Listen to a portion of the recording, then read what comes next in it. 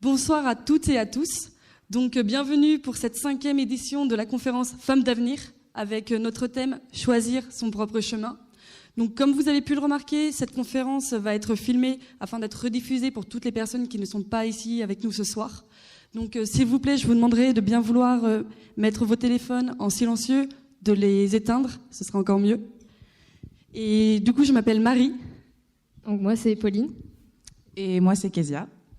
Et nous sommes les 3 coordinatrices de cet événement. Donc cette conférence, elle a été organisée par une équipe de 12 étudiants et étudiantes de l'ENSAT, de 2e, 3e et 4e année, qui travaillent depuis plusieurs mois afin de vous offrir une soirée qui, je l'espère, sera riche en partage et saura vous inspirer pour votre futur. Nous profitons de ce moment pour remercier toute l'équipe organisatrice. Je ne sais pas où vous êtes installés.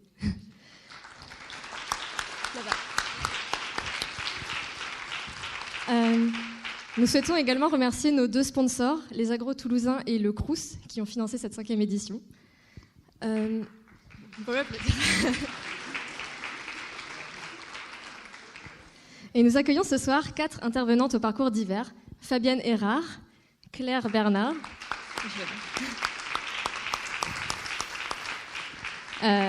Anita Rarisoa et Lorena Adamé. Nous vous remercions chaleureusement de votre présence. Alors, cette conférence s'organisera en 2 temps. Nous commencerons par une prise de parole de chacune des intervenantes qui vont nous partager leurs expériences et leur parcours. Puis après un petit entracte d'une quinzaine de minutes, nous enchaînerons avec un temps d'échange durant lequel vous pourrez poser vos questions aux intervenantes. Tout au long de la conférence, vous pouvez envoyer vos questions au numéro qui s'affiche à l'écran. Voilà. Et où vous pourrez les poser directement le moment venu. Nous ferons passer un micro dans la salle. Et enfin, pour clôturer cette belle soirée, nous vous invitons à nous rejoindre pour un moment de convivialité autour d'un buffet où vous pourrez échanger directement avec les intervenantes sur le sujet. Avant de laisser la parole à nos intervenantes, nous tenons d'abord à vous dire un mot sur les motivations qui nous ont poussés à nous engager dans l'organisation de cette conférence et en particulier à choisir cette thématique. Femmes d'avenir est née d'une initiative d'étudiantes en 2019. Et dans un monde où la parole masculine est fortement représentée et dans une école agronome à majorité féminine, il nous semblait important de perpétuer cet événement où on peut donner la parole à des femmes qui vont donc nous partager leur parcours, leurs expériences. Il est important pour nous qui avons l'opportunité d'avoir un impact de prendre cette occasion de donner une place à des voix féminines dans un monde où ces voix sont parfois invisibilisées et ignorées et restreintes. Cette conférence a pour but de mettre en valeur des parcours qui sont inspirants et ces partages d'expériences que nous voulons vous montrer aux femmes que les possibilités sont infinies et que les barrières que peut nous mettre la société ne sont pas infranchissables. Aujourd'hui, on est le 25 novembre. Et le 25 novembre, c'est la journée internationale de lutte contre les violences faites aux femmes. Une journée appropriée pour héberger une telle conférence. En 2022, en France, près de 250 000 victimes de violences conjugales, en grande majorité des femmes, ont été recensées. Le chiffre est en hausse de 15% par rapport à 2021, ce qui est intolérable. Cependant, les violences ne représentent pas les seules inégalités de genre. Elles se retrouvent notamment dans le monde du travail. Par exemple, selon le collectif Les Glorieuses, cette année, depuis le lundi 6 novembre à 11h25, les femmes travaillent gratuitement. L'Observatoire des inégalités a statué qu'à temps de travail égal, les femmes touchent 15% de moins que les hommes. Mais en moyenne, les inégalités salariales montent à 24%. Une partie de ces inégalités s'explique par l'occupation, en moyenne, d'emplois plus rémunérateurs par les hommes. En effet, les femmes sont en grande partie absentes du sommet de la hiérarchie. Elles ne peuvent progresser que jusqu'à un certain niveau. C'est ce que l'on appelle le plafond de verre. C'est contre cela que nous voulons lutter, par cette conférence, en prenant toutes ensemble la parole et en abattant les discriminations.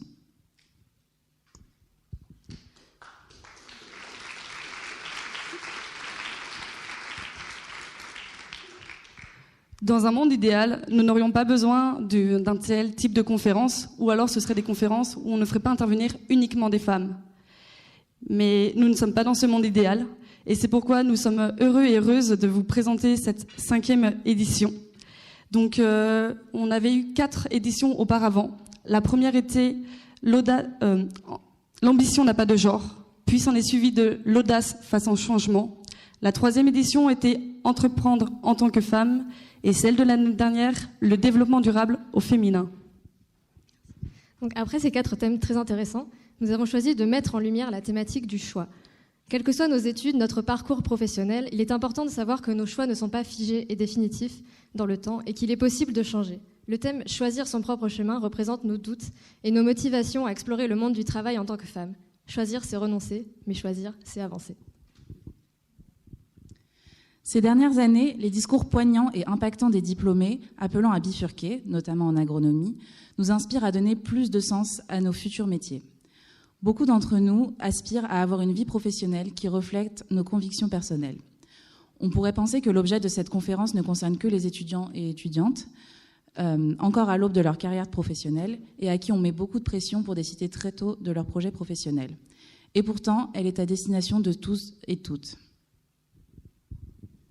Le choix d'un parcours peut faire peur, que ce soit son stage de fin d'études, son premier emploi ou même un CDI. Parfois, on a l'impression que l'entièreté de notre vie va se jouer sur ça, alors que ce n'est absolument pas le cas.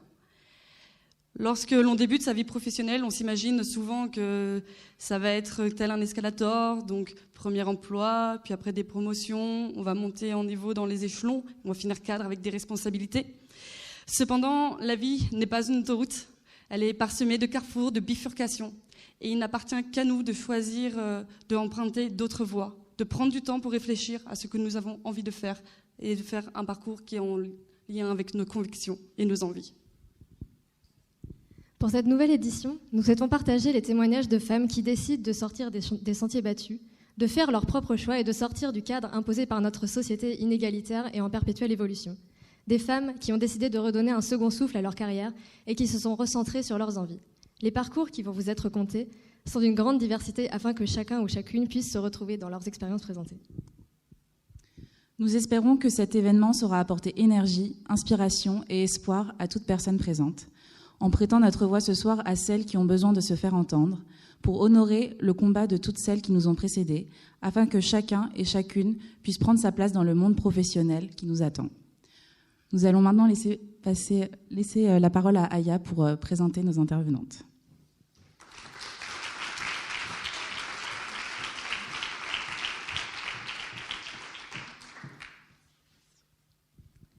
Bonjour à tous et à toutes et à tous.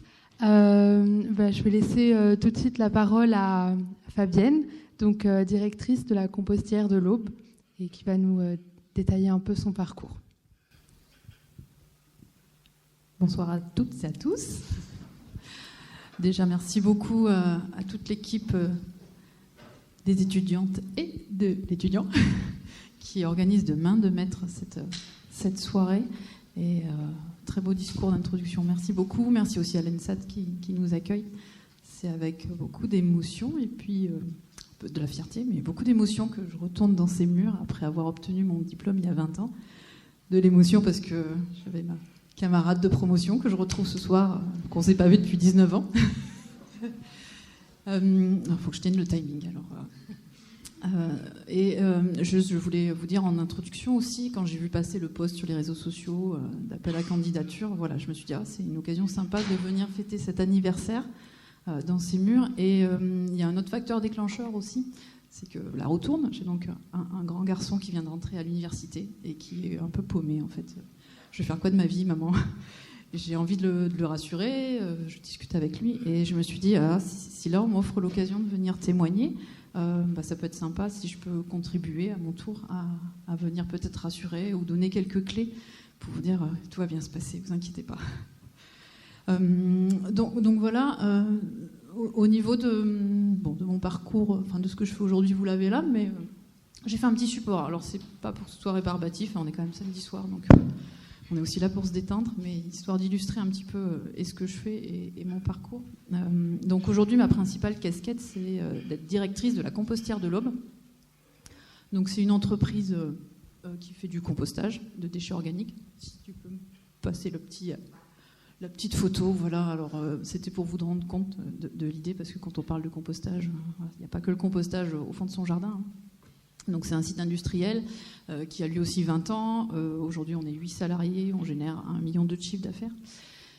Et donc globalement, on va recycler 35 000 tonnes de déchets par an en moyenne, des déchets aussi bien de l'assainissement, les déchets végétaux, les déchets alimentaires.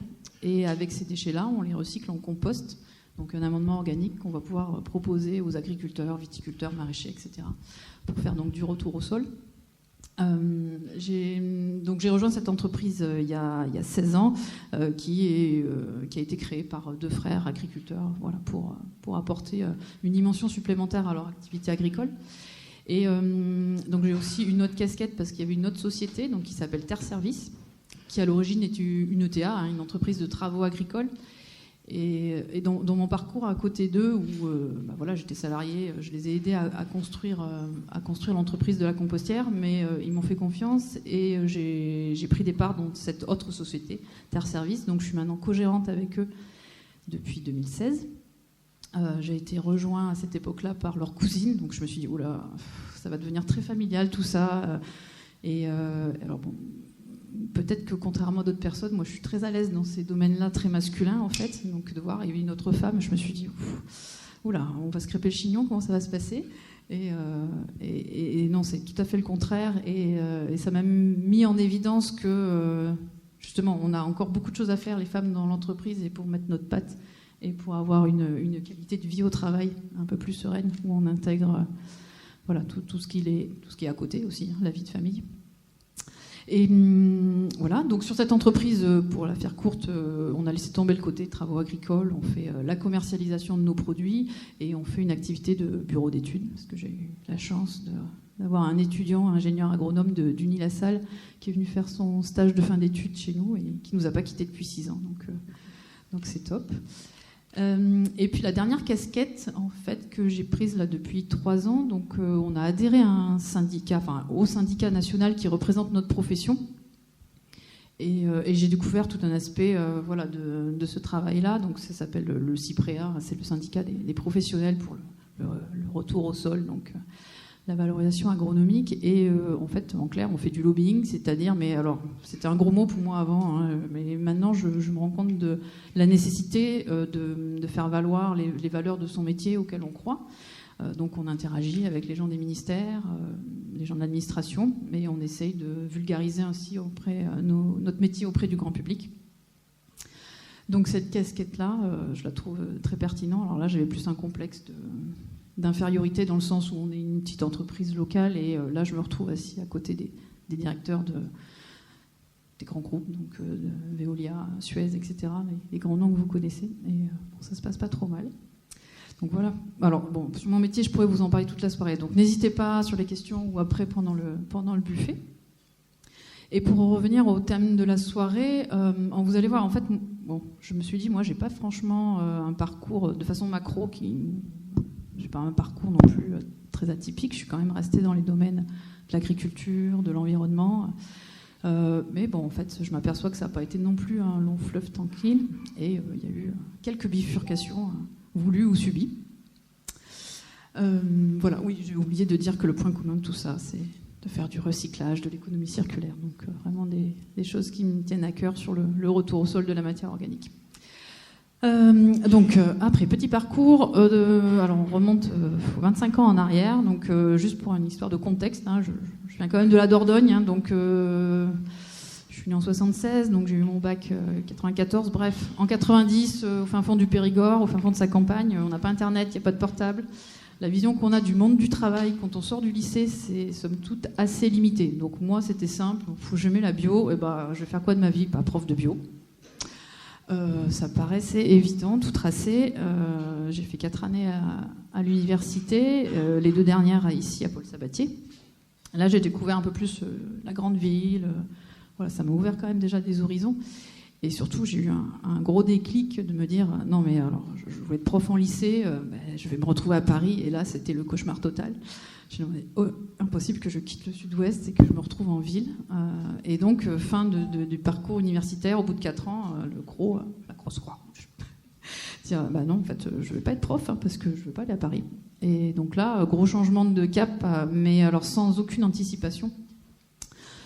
J'ai donc postulé ici à l'ENSAT pour le diplôme que j'ai eu après. Mais en tout cas, la première fois, j'ai brillamment loupé l'entretien, Donc je me suis retrouvée en fin d'été, plus de parcours scolaire, enfin j'en avais marre aussi des études, et pas savoir ce que j'allais faire. Après, à un moment donné dans la vie, il y a aussi la chance qui heureusement arrive. Et je suis d'une famille d'agriculteurs, donc grâce aux connaissances d'un tonton, il m'a dégosté un stage en chambre d'agriculture. J'ai fait 2 mois de stage et je me suis super bien intégrée dans l'équipe. Et j'ai aussi bénéficié à l'époque des contrats aidés, des contrats jeunes. Donc j'ai eu un contrat, un CDD de 5 ans qui m'a permis vraiment de me former, d'acquérir de la maturité, en faisant de la formation, du conseil, d'être sur le terrain auprès des agriculteurs. Mais je me suis aperçue que j'avais bac plus 4, mais si je voulais évoluer dans la structure chambre d'agriculture, j'étais cantonnée à des postes de BTS. Il n'y a rien de péjoratif là-dedans, mais c'était un peu frustrant quand même de se dire, mince, les 2 années que j'ai faites après, elles ne sont pas du tout valorisées. Dans la grille, c'est bac plus 2 ou bac plus 5, donc comment je réintègre une école ? Et là, j'ai quand même eu un employeur bienveillant qui a écouté mes souhaits d'évolution. Et j'ai obtenu un congé de formation. Donc j'ai repostulé ici à l'ENSAT. Alors à l'époque, donc le diplôme qu'on a eu, qui n'existe plus, c'était un DESS, environnement, milieu rural. Voilà. Donc sur cette année-là, on touchait quand même à des domaines assez variés, mais on a découvert toutes les activités liées aux déchets. Et notamment, on a visité une usine de compostage de boues de station d'épuration, celle de Toulouse, qui ne doit plus exister non plus. Et ça a fait beaucoup rire mes camarades. Je me souviens, on est sortis de là et je leur ai dit « Ah non, mais c'est génial !» Ils m'ont dit « Non, mais tu rigoles ou quoi ? Ça pue, c'est horrible !» Puis je dis « Mais si, c'est génial, quoi !» Et après, les choses aussi sont bien faites. Dans des écoles comme celle-ci, vous avez accès à l'annuaire des anciens. Et comme ça, en cherchant qui travaille dans ce domaine-là, j'ai réussi à faire mon stage d'année, mes 6 mois de stage, donc chez CED Environnement, donc la branche Veolia qui gère le recyclage organique, et justement dans cette fameuse usine de compostage qu'on avait visitée avec mes camarades. Et vraiment, ça a été la confirmation de waouh, mais c'est ça que je veux faire. Donc tout roulait, là, tout allait bien. Et je pense que j'aurais pu être embauchée, voilà. Mais en fait, quelques mois, voire quelques années auparavant, j'avais croisé la route d'un agriculteur qui avait un peu, comment dire ça, on va mettre le cœur, qui avait un peu accaparé mon cœur. Et là, pour le coup, il a vraiment fallu que je franchisse la Loire parce qu'il était basé dans l'Aube, en Champagne. Et là, il m'a dit, non, mais jamais ma moissonneuse, elle vient chez toi parce que ça passe pas, les routes sont trop petites. Donc patatras, retour à la case, allez, on laisse tomber le compostage, le sud-ouest, et puis on verra bien ce qui va se passer. Petit coup de chance, moi aussi, j'ai réussi à décrocher 2 emplois, où là j'ai eu vraiment un choix parce que c'était un qui me ramenait vraiment à ce que j'avais pu faire en chambre d'agriculture, vraiment sur des domaines plus agricoles, et un autre qui était plus nouveau, mais en lien avec l'année à l'ENSAT, donc plus dans les déchets.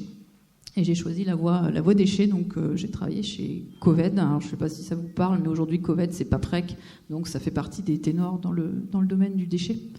Et j'étais sur le service assainissement, donc j'ai découvert des choses encore plus glamour, les vidanges des fosses septiques, les vidangeurs, voilà. Donc vraiment très masculin, très des fois les pâquerettes au niveau des blagues. Mais au sein de l'équipe et au sein des gens de terrain, je me suis assez bien intégrée. Par contre, j'ai vraiment eu une expérience vraiment désagréable avec un manager que je juge incompétent et qui, pour le coup, vis-à-vis des femmes, était assez ignoble, en fait. Et là, à un moment donné, je me suis dit, ok, là, subir du mépris et d'être complètement ignorée, de ne pas savoir ce que je fais, alors que j'étais vraiment dans un domaine qui me plaisait, que je voyais, pour remettre le contexte, le début des années 2000, c'est vraiment l'explosion de ces filières-là, de compostage et tout. On ne parlait pas de méthanisation, mais le compostage prenait son envol, donc il y avait vraiment du boulot, il y avait de quoi faire. Et là, ça a été voilà, je me dis, je ne peux pas continuer comme ça au niveau perso. Et j'ai eu la chance, donc, que l'entreprise dans laquelle je suis, donc la compostière de l'Aube, qui a aussi 20 ans, s'était construite. Donc je commençais à travailler avec eux, et puis en discutant avec les patrons. Je leur ai expliqué ma situation, qu'il fallait que je m'en aille parce que c'était plus possible de vivre dans des conditions comme ça, de subir tout ça. Et dans ma petite tête très naïve, c'est une entreprise familiale. Je me suis dit, de toute façon, ils n'embauchent pas, ils vont faire ça entre eux. Et ils m'ont dit, non, mais si, on veut développer, donc viens avec nous. Et pour vous donner tout de suite le contre-exemple, c'est pas parce qu'en finalement, il y a des hommes qui sont pas top avec les femmes, et à l'inverse, il y en a beaucoup qui m'ont soutenue et eux ils m'ont embauchée. J'étais déjà enceinte, je leur ai dit je suis enceinte et voilà, ils m'ont fait confiance et ça s'est bien passé. Et maintenant, quel sera l'avenir? Voilà, c'est ce qu'on discute tout ensemble depuis quelques temps. La vie c'est pas un long fleuve tranquille, donc on verra bien. Merci beaucoup.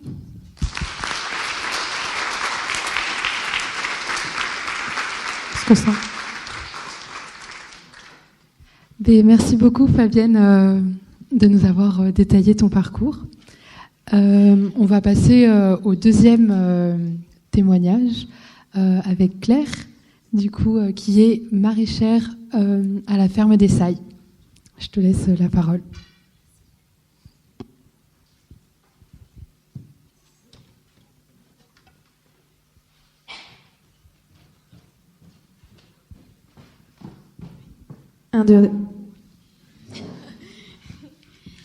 Bonjour à tous et merci pour votre accueil. Donc, je m'appelle Claire, j'ai 33 ans. Donc, aujourd'hui, je suis maraîchère, mais avant de devenir maraîchère, j'ai eu un parcours un petit peu varié avec plein de bifurcations, justement. Donc, je vais essayer je regarde quelle heure il est, de résumer ma vie en 10 minutes. Donc, voilà, avant de devenir maraîchère, j'ai eu vraiment plusieurs vies, entre guillemets. J'ai une formation initiale dans le monde du tourisme. Donc, j'ai fait un BTS dans le tourisme, où j'ai fait pas mal de stages différents. Après ce BTS, j'ai fait une année de césure en tant que fille au pair en Irlande. Voilà, donc là, c'était un premier voyage pour moi, une première manière un peu d'expérimenter la vie et de un peu casser le parcours scolaire qu'on nous dit un peu de suivre. Donc voilà, première expérience à l'étranger. Après cette année en Irlande, j'ai fait un bachelor en événementiel et tourisme d'affaires.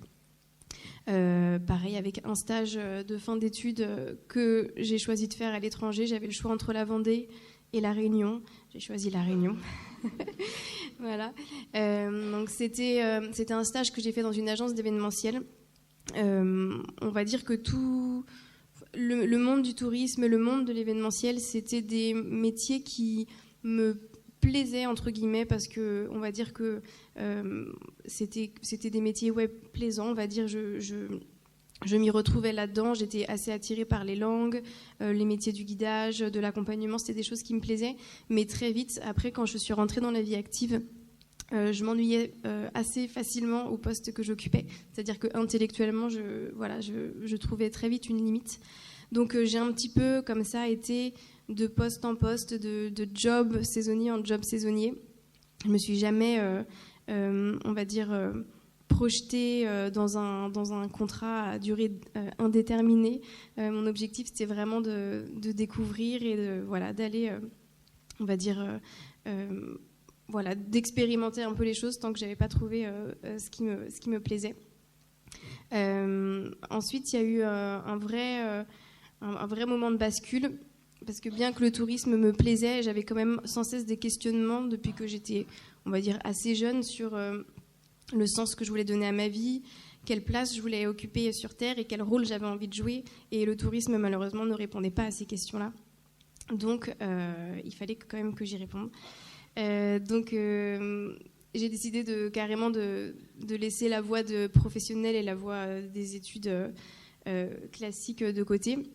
Et je suis partie une année au Canada. Et là, c'était une année de woofing. Donc, j'ai vraiment suivi à ce moment-là mon intuition et mon cœur qui me disaient suis l'appel de la nature, va voir les grands espaces. Et donc j'ai commencé au Québec et j'ai traversé le Canada d'est en ouest en allant de ferme en ferme, donc via du woofing ou via des jobs saisonniers. Donc c'était très très varié. J'ai travaillé aussi bien dans des ranchs que des fermes maraîchères, que des auberges de jeunesse. Voilà, c'était super vaste. Et c'est une expérience qui m'a vraiment permis de me connaître moi-même. Et c'est là-dessus où je pense que c'est vraiment important de partir pour aller à la rencontre de soi et de ce qui nous anime, entre guillemets. Donc là, ça a été pour moi un vrai... voilà, je savais que je voulais faire quelque chose pour protéger la planète, mais je ne savais pas comment j'allais m'y prendre. Et là, en fait, d'aller à la rencontre de ces gens, de m'immiscer dans leur vie, de ces personnes qui avaient donc des petites fermes où j'étais accueillie en woofing, j'ai vraiment pu voir que ces personnes-là étaient heureuses et qu'elles avaient un impact au niveau de leur communauté, donc au niveau local. Elles avaient des métiers, enfin ces personnes avaient des métiers assez simples entre guillemets, c'est-à-dire voilà, produire un légume, le faire pousser, le vendre sur le marché. C'est pas sorcier en soi, c'est même la base en fait, de produire la nourriture. Mais en même temps, ça avait énormément de sens. Et quand je les voyais vivre, en fait, ces personnes avaient l'air super épanouies avec justement ces vies très simples, retour à la nature, à l'authenticité. Et là, je me suis dit waouh, quand même. Il a fallu aller très très loin pour me rendre compte de ça, mais c'était très très beau en tout cas. Donc voilà, petit à petit dans ma tête a commencé à s'immiscer un projet de retour à la terre, mais je ne savais pas exactement encore comment le mener. À ce moment-là, j'étais très attirée par la production de fromage de chèvre, et j'ai très vite aussi vu, parce que ça impliquait au niveau des chevreaux, et etc. Donc étant végétarienne, voilà, je me suis dit, bon, la production animale, je la respecte complètement, mais c'est pas pour moi, je suis pas capable de faire ça. Donc là, gros moment de doute, hein, comme il y en a eu beaucoup pendant mon parcours. Et donc, suite à ce voyage au Canada, je suis retournée dans le monde du tourisme pour faire une ultime saison, où là, j'ai travaillé sur un bateau de croisière. On est parti de Vancouver et on est allé en Arctique pour redescendre en Antarctique. Donc j'étais à 6 mois à bord d'un bateau de croisière qui se voulait un bateau éthique. Voilà. Donc c'était un très petit paquebot de luxe qui accueillait énormément de naturalistes. C'était des gens qui avaient beaucoup d'argent et qui voulaient explorer le monde pour la nature qui s'y cachait, les baleines, les ours. On a accueilli Nicolas Hulot à bord. Voilà, il y a eu plein de personnalités. Mais pour moi, c'était une grosse imposture. Et voilà, je me suis dit, je n'ai pas envie de consommer la beauté de la planète, j'ai vraiment envie de faire quelque chose pour de vrai et pas pour de faux comme ça. Donc à ce moment-là, je me suis dit, c'est ma dernière saison dans le tourisme, je vais vraiment changer de voie. Et suite à ça, j'ai été faire un autre woofing en Norvège. Voilà, encore des envies comme ça qui arrivent et je les suis. Et donc là, je m'occupais de chiens de traîneau en Norvège. Et c'était une expérience assez magique. Et à ce moment-là, voilà, j'avais 2 choix qui s'offraient un petit peu à moi dans mes perspectives, on va dire. C'était guide de moyenne montagne ou maraîchage. Voilà.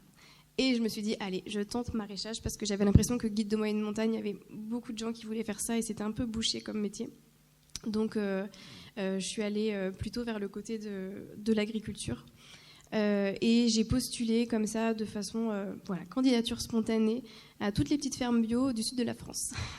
Donc, et mon CV a été relayé et j'ai réussi à faire une première saison alors que je n'y connaissais absolument rien au maraîchage. Même si je viens d'un milieu rural, je ne suis pas une citadine, mais mine de rien, le maraîchage, j'y connaissais pas grand-chose.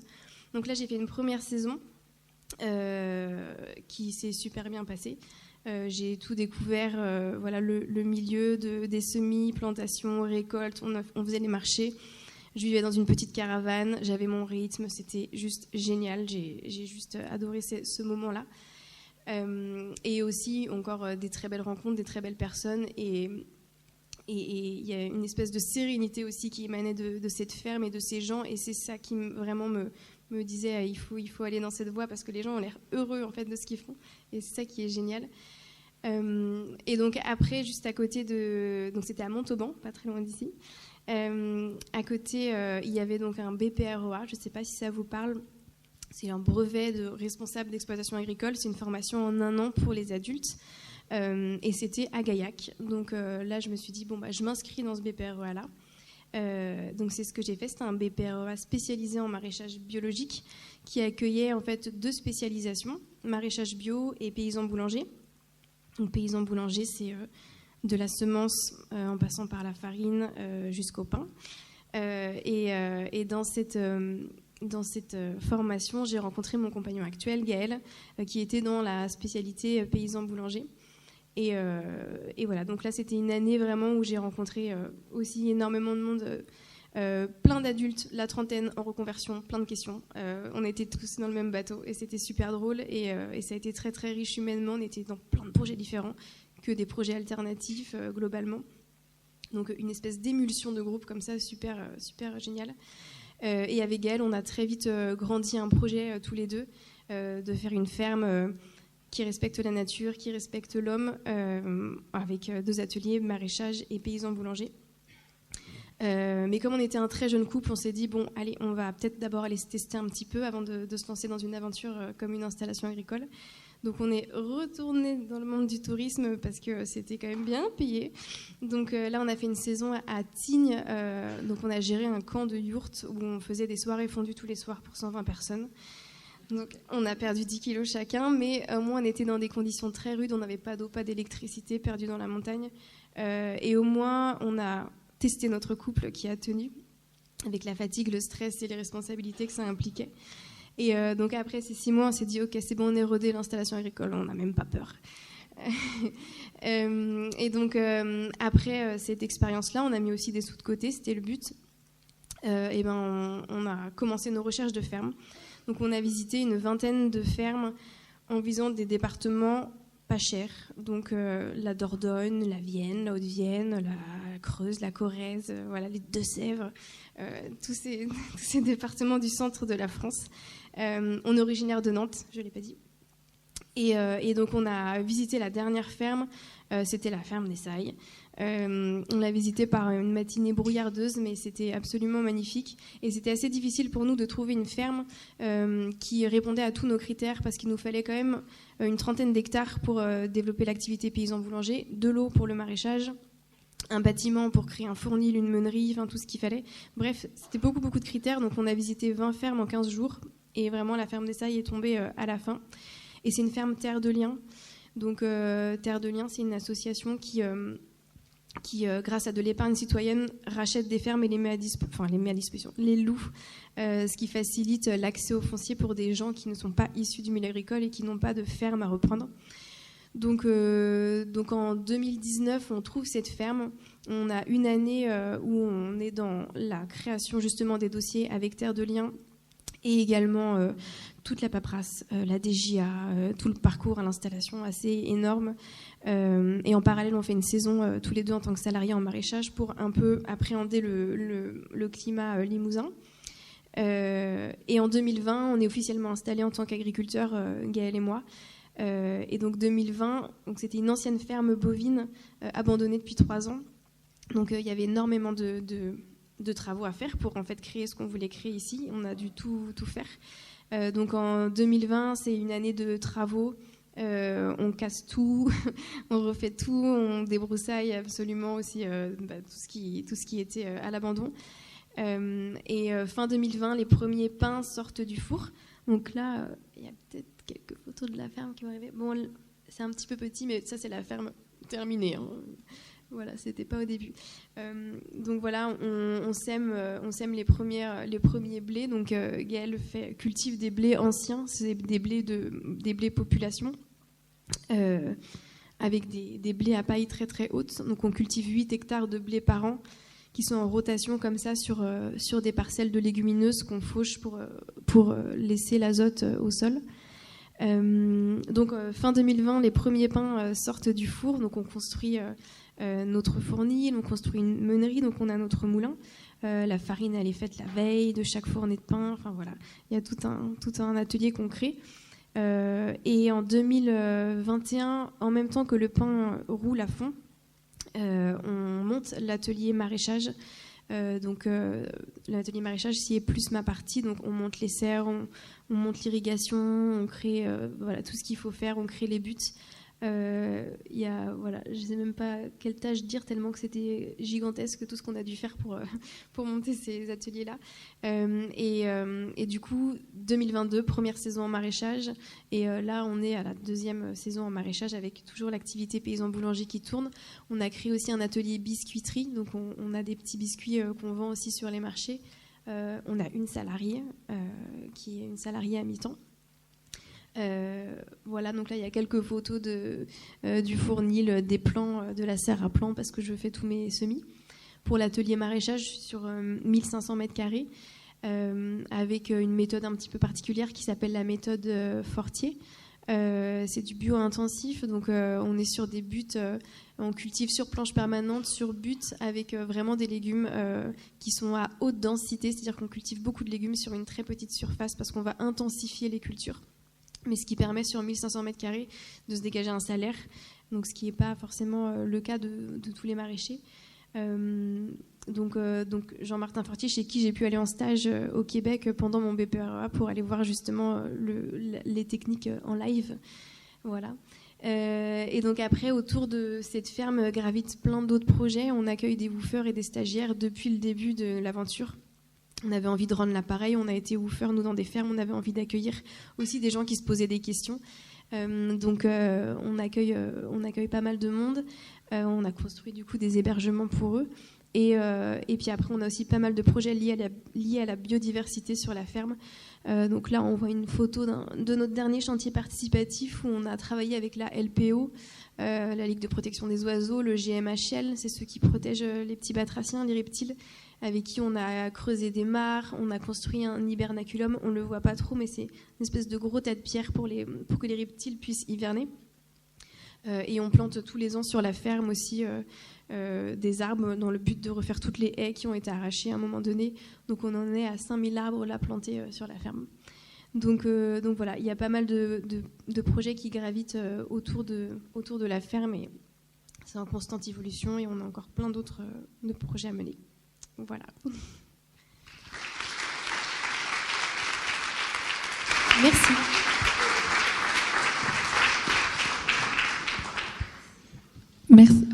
Merci Claire pour ce parcours hyper riche.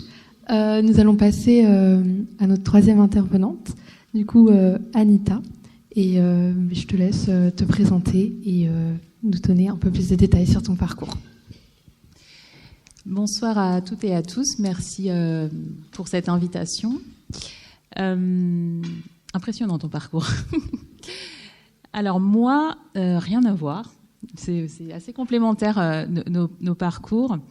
Moi, quand j'étais petite, comme disait Fabienne, à notre époque, Internet, ça n'existait pas. Donc, on avait le choix entre policiers, pompiers, médecins, maîtresses. J'ai dit, ouais, je vais être médecin alors. Donc, j'ai tenté le concours de médecine que j'ai échoué 2 fois. Et quand on rate la médecine, après, on se retrouve en fac de bio. Donc, je me retrouve en fac de bio sans trop savoir que faire de ma vie. Et voilà, je me retrouve en fac de bio. Et par le choix des différentes options, je me retrouve finalement à faire biologie des populations et des écosystèmes et à découvrir l'écologie. Donc à l'époque, l'écologie, on n'en parlait pas beaucoup. Et arrive ma dernière année d'études, donc je postule à différents DESS et je tombe sur le DESS environnement et je me disais, ouais, l'environnement, quelque part, c'est prendre soin des gens, mais à l'échelle macro. Donc ça me semblait assez cohérent. Donc je postule à ce DSS et je suis prise. Et lors de mon stage d'études, c'est un ancien de l'ENSAT qui me prend et je fais mon stage dans un petit aérodrome en région parisienne dans l'assainissement. Voilà, je me dis, l'assainissement c'est parti, je vais faire toute ma carrière dans l'eau. Et finalement, premier boulot, je me retrouve à travailler dans les déchets, donc dans une collectivité qui s'appelle CITOM 93, qui est un syndicat intercommunal de traitement des ordures ménagères. Et à l'époque, l'ADEME finançait des postes de chargés de mission pour parler de prévention des déchets. Donc à l'époque, il y a 20 ans, on parlait de prévention routière ou prévention en termes de santé, mais la prévention des déchets, c'était quelque chose d'encore inconnu. C'est vrai qu'on parlait beaucoup du tri des déchets, mais en fait, la base, il fallait juste nous apprendre à produire moins de déchets avant de les trier. Donc avec toute mon innocence, j'arrive dans cette collectivité en me disant chouette, je suis au service, dans le service public, on va faire des projets chouettes.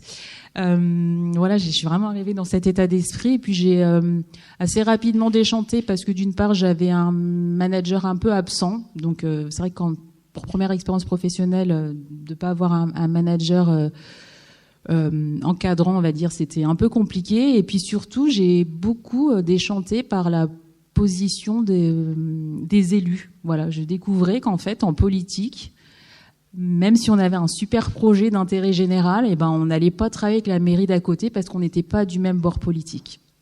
Et ça, c'est voilà ma naïveté. Hein, j'ai beaucoup déchanté et je me suis dit zut, finalement c'est pas ça qu'il me faut. Et donc je rencontre lors de ce poste des gens qui travaillent à l'ORDIF, donc qui seront donc mes futurs employeurs. L'ORDIF, c'est un observatoire régional des déchets en Île-de-France. Donc un observatoire. Dans cet observatoire, j'ai fait des choses assez intéressantes. En fait, j'ai été chargée d'études pour calculer le nombre de tonnes que les entreprises produisent en Île-de-France. Pourquoi on fait ça finalement? Pourquoi on se met à calculer les tonnages de déchets? Eh ben, tout simplement pour prévoir les capacités de traitement à construire. Donc en termes de planification, c'est hyper important de savoir ce qu'on produit, parce que peut-être que en fait la population grossit, où il y a plus d'entreprises, donc il faut prévoir que d'ici 5 ans, l'incinérateur ou le centre de tri va être en pleine capacité, il va falloir en construire un autre. Donc c'était très intéressant, j'ai vraiment découvert les enjeux économiques des déchets. J'aurais pas cru en fait qu'il y avait autant d'enjeux économiques. On n'en est pas conscient. C'est vrai que en France, les déchets, on le jette, on ne sait pas trop ce qui se passe derrière, mais il y a vraiment des enjeux économiques donc sur nos impôts qui sont très importants. Et je vous invite vraiment, je ne sais pas si on fait encore ça à l'ENSAT, mais à visiter des incinérateurs, visiter des centres de tri et visiter des centres d'enfouissement pour vous rendre compte de la quantité de déchets qu'on produit chaque année, chaque jour même. C'est assez impressionnant et c'est vraiment là qu'on prend conscience de la manière dont on achète et dont on jette ces objets. Donc cette expérience était assez intéressante, mais je la trouvais trop théorique, trop dans un bureau, et je me suis dit non, il faut que j'aille sur le terrain. Et à l'ORDIF, j'ai rencontré mon futur employeur qui s'appelle Ecotextile. Et en fait, Ecotextile, c'est une PME familiale qui, depuis 50 ans, un grand-père, puis le père, puis le petit-fils, en fait, installe des bornes à vêtements. Je ne sais pas si vous voyez les bornes à vêtements dans les rues pour collecter des vêtements. Et j'étais responsable régionale, oui, c'est ça. J'étais une commerciale auprès des collectivités pour aller déployer ces bornes à vêtements. Ce qui m'a beaucoup plu dans ce travail, c'est que c'était gagnant sur plein de plans. C'est-à-dire que pour les collectivités, on proposait un service de collecte gratuit, donc ça permettait à n'importe qui de pouvoir déposer gratuitement dans ces bornes, et ça permettait à la mairie de faire des économies, parce que tout ce qui n'est pas mis dans les ordures ménagères, en tout cas dans les bornes à vêtements, ça lui coûtait rien. Donc je me suis dit chouette, tac, on fait des économies pour la collectivité, c'est gagnant. C'est gagnant pour la planète aussi, parce que ces vêtements, je ne sais pas si vous connaissez cette filière, mais ces vêtements, derrière, ça part dans des usines de tri. La plupart sont réemployés, c'est-à-dire remis sur le marché de l'occasion. S'ils ne peuvent pas être réemployés, on les recycle, par exemple, en isolant. Et puis, une petite part, quand vraiment on n'arrive à rien en faire, est incinérée. Donc je me dis, c'est chouette, c'est gagnant pour l'environnement. Et puis il y avait un troisième effet qui se coule, qui est l'effet sur l'emploi. C'est vraiment des métiers pour des personnels en insertion, et notamment sur du public féminin.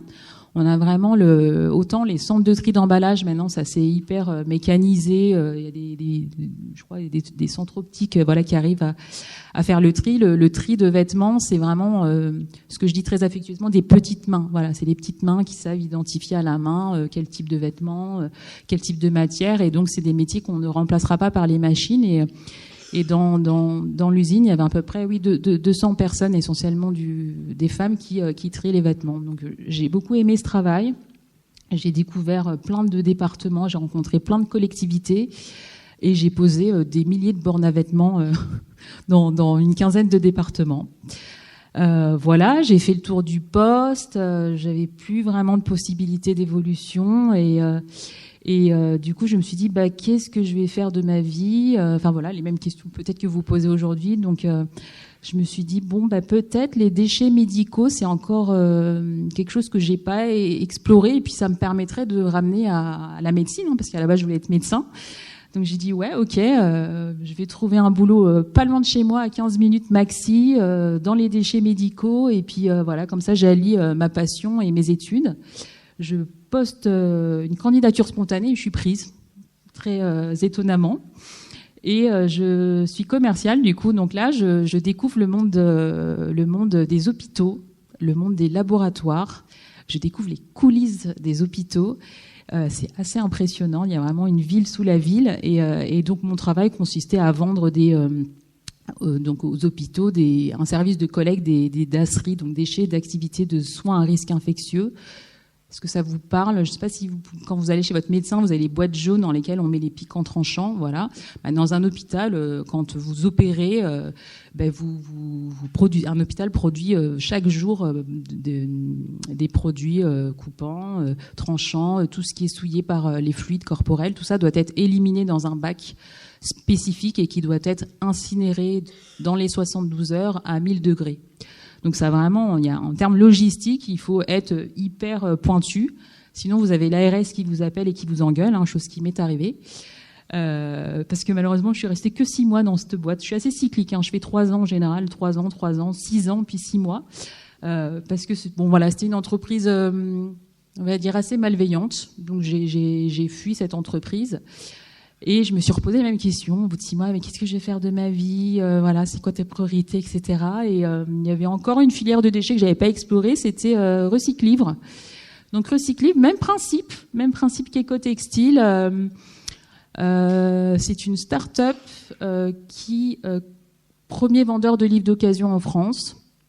Donc l'idée, c'est d'aller collecter dans des bibliothèques municipales, dans les associations et dans les ressourceries, recycleries, tous les livres qu'ils n'utilisent plus ou qu'ils n'arrivent pas à vendre.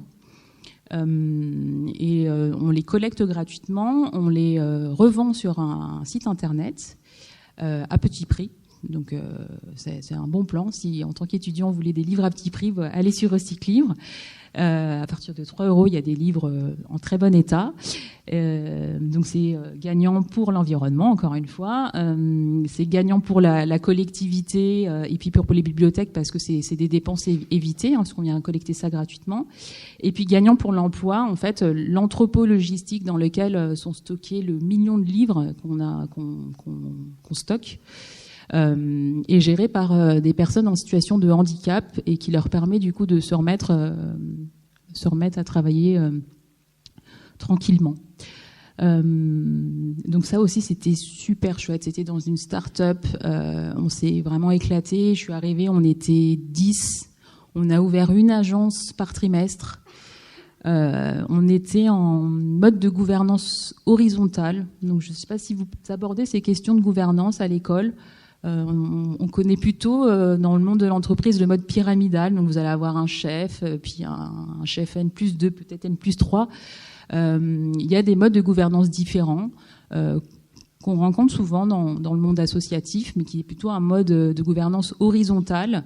Ça ne veut pas dire qu'il n'y a pas de chef, ça ne veut pas dire que tout le monde commande, mais ça veut dire qu'en fait, chacun dans notre périmètre, on est autonome dans nos missions. Et du coup, on s'est vraiment éclaté. On a vraiment fait énormément de choses. On a inventé beaucoup de choses. Notre PDG nous a donné beaucoup de liberté. Et à tel point qu'une année nous a dit ça fait 10 ans là que je bosse, j'en ai marre, je me repose, je vais faire le tour du monde et je vous laisse les clés de la boîte. Et là, c'était à la fois flippant, mais c'était à la fois génial. Donc, on s'est auto-élus entre nous, un comité de direction. Donc, j'ai fait partie de ce comité de direction. Et on n'a jamais gagné autant d'argent que l'année où il était parti. Donc ça, on était plutôt fiers. C'était cool. Et à tel point qu'on a même eu un buzz. On a eu un buzz médiatique. Je sais pas, c'est parti d'une photo. Du coup, j'ai dit, ouais, il faut faire venir un drone dans l'usine. Et donc, on a fait venir un drone. Du coup, il y a le ministère qui nous a appelés. Puis après, et on est passé sur le BFM. Et après, il y a Brut. Et quand vous passez sur Brut, pour une start-up, c'est le Graal.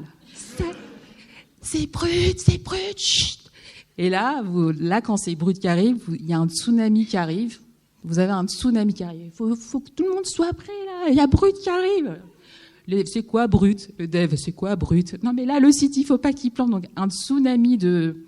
En fait, tout ce pourquoi on a travaillé arrive. Donc, vous avez... on est passé sur Brut. Le chiffre d'affaires a triplé. Tout le monde voulait travailler chez nous.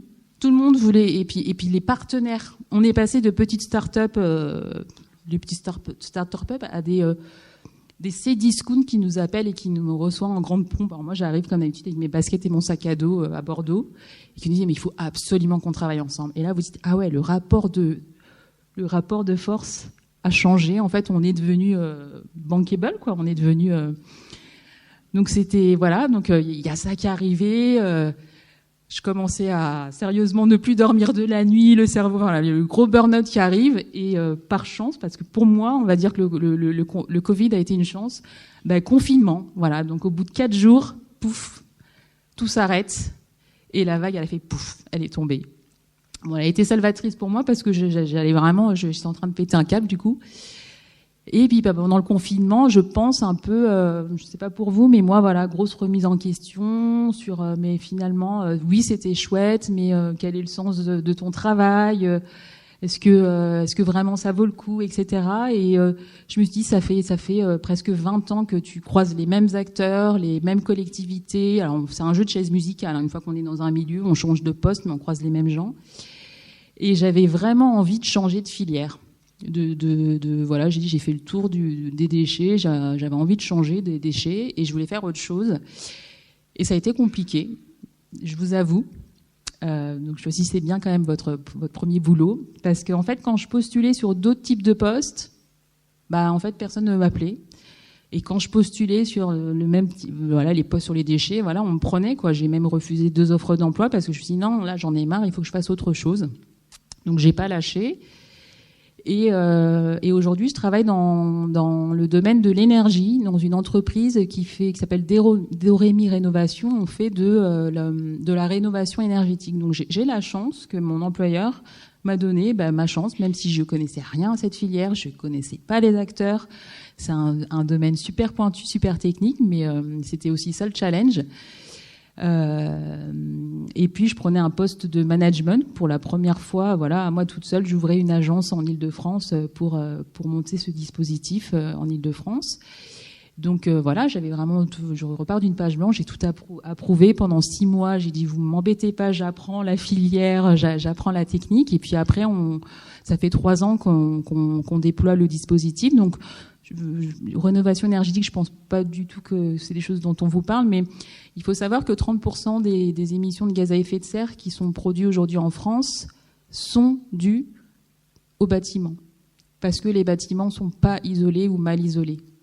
Donc autant on essaye de mettre en place des choses sur les transports, mais c'est difficile de dire aux gens prenez plus votre voiture parce que ça pollue.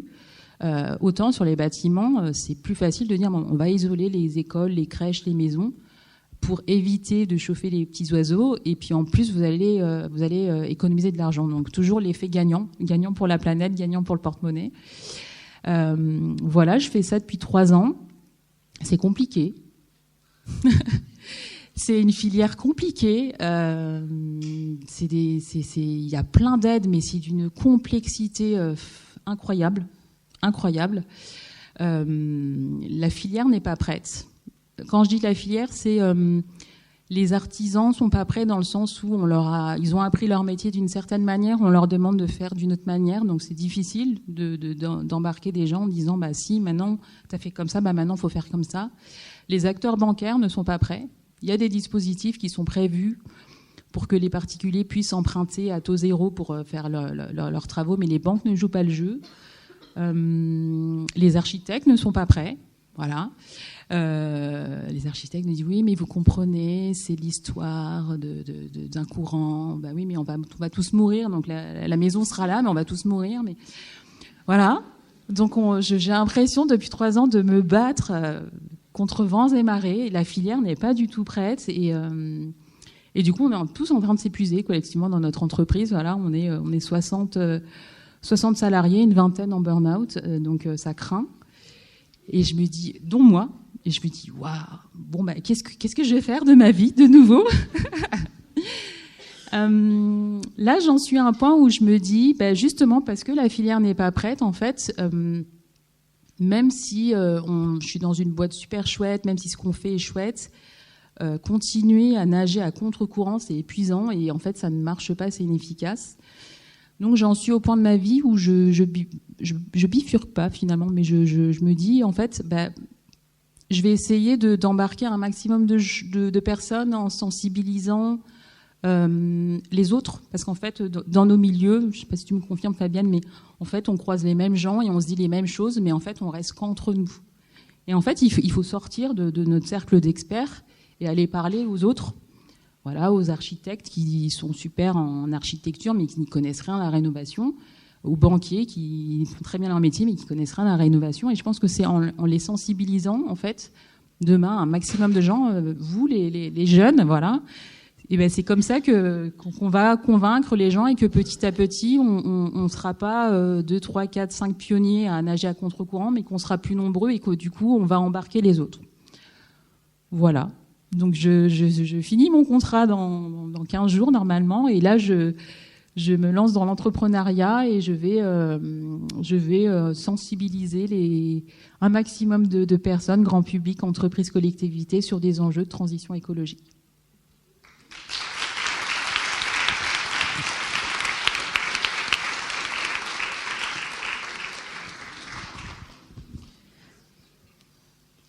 Merci beaucoup Anita pour ce parcours riche en métiers. Je pense qu'on a tous un peu la tête chargée. Du coup, je vais faire une micro-pause pour dire que je parle en tant que personne du pôle intervenante et qu'avec moi, il y a aussi Julia et Aïcha. Coucou. Et que du coup, on est toute une team derrière cet événement. Du coup, voilà. On va maintenant écouter le dernier parcours de notre dernière intervenante, Lorena, qui est aujourd'hui chargée de l'administration des ventes chez Belugam. Donc, je voulais remercier les 4 intervenantes pour votre prise de parole qui a vraiment été très inspirante, très enrichissante et très touchante. Et maintenant, nous allons faire 10-15 minutes d'entracte et nous reviendrons ensuite ici pour avoir un temps d'échange et de questions. Donc, pendant le temps de questions, vous pourrez soit prendre le micro, ou si vous préférez, n'hésitez pas à envoyer votre question au numéro qui est affiché à l'écran et on prendra les questions et on les retransmettra. Donc merci et on se retrouve d'ici une petite dizaine de minutes.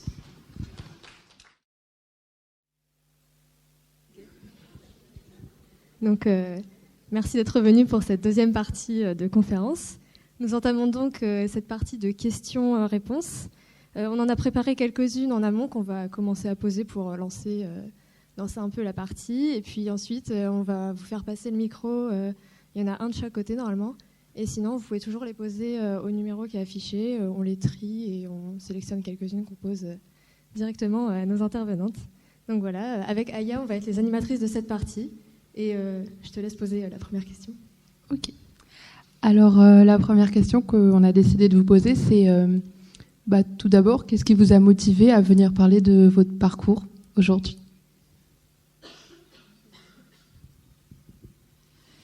Bien, comme je l'ai dit un peu en introduction, c'était vraiment le souhait de témoigner pour montrer que c'est normal de s'inquiéter, de ne pas savoir, c'est normal de changer de voie et de garder confiance et que tout va bien se passer. Je pense qu'on va dire des fois un peu la même chose, mais voilà, d'écouter son cœur et ses envies, de se respecter aussi, quoi. Moi, je suis venue pour témoigner de mon parcours et du coup vous dire que tout est possible et qu'il faut croire en vos rêves et pas forcément s'arrêter à un chemin tracé par la société et pas hésiter à prendre des chemins de travers parce que c'est ceux-là qui vont, je pense, vous amener vers qui vous êtes et vers de belles réalisations dans votre métier et dans votre vie personnelle.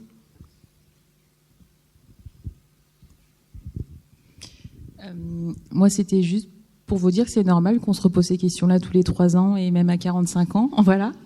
Ça fait partie de la vie. Et puis voilà, faut, comme elles l'ont très bien dit, moi, voilà, j'apprends avec l'âge à m'écouter, à suivre mon intuition. Donc si vous pouvez vous épargner 20 ans de réflexion, ben voilà, écoutez votre cœur dès maintenant. Merci pour vos réponses. Du coup, on avait une deuxième question qu'on avait préparée. C'était est-ce que être une femme a été un frein dans vos recherches ou dans votre projet professionnel, et qu'avez-vous fait pour éviter donc ces freins, pour les combattre ou pour y pallier?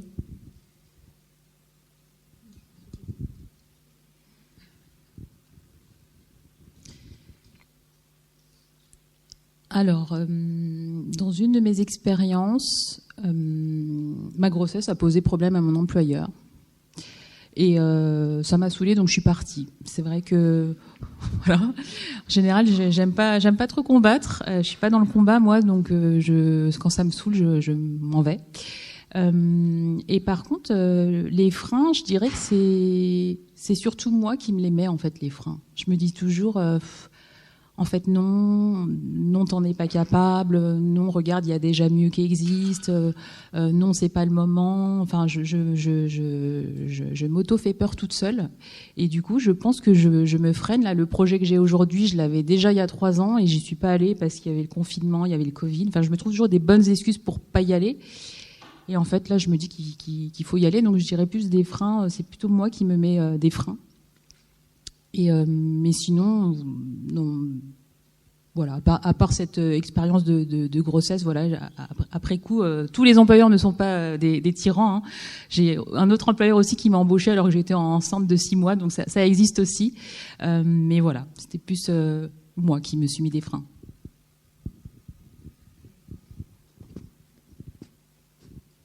Ben, moi, je fais que parler de ça, je crois. Rien à rajouter.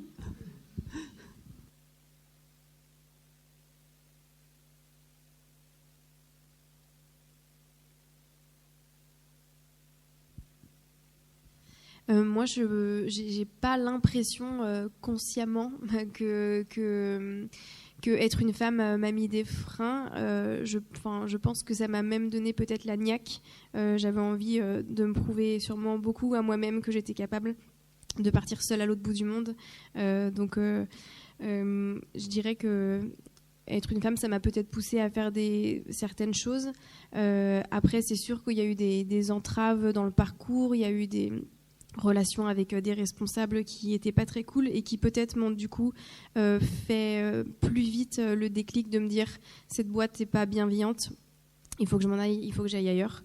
Donc voilà, est-ce que ça m'a plus poussée je pourrais pas trop le dire, je sais pas.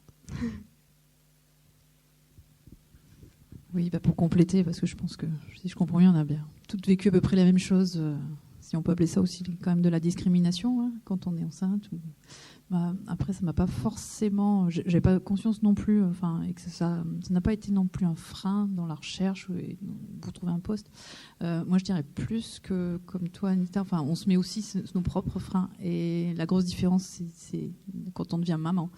Et on a beau avoir des envies... Voilà, il y a l'instinct qui fait que, en tout cas pour moi je le ressens comme ça, c'est la priorité, c'est que les enfants, quoi. Donc il faut être disponible et on fait d'abord pour eux, en tout cas tant qu'ils sont petits. Après quand ils grandissent, là on revit, et tant mieux.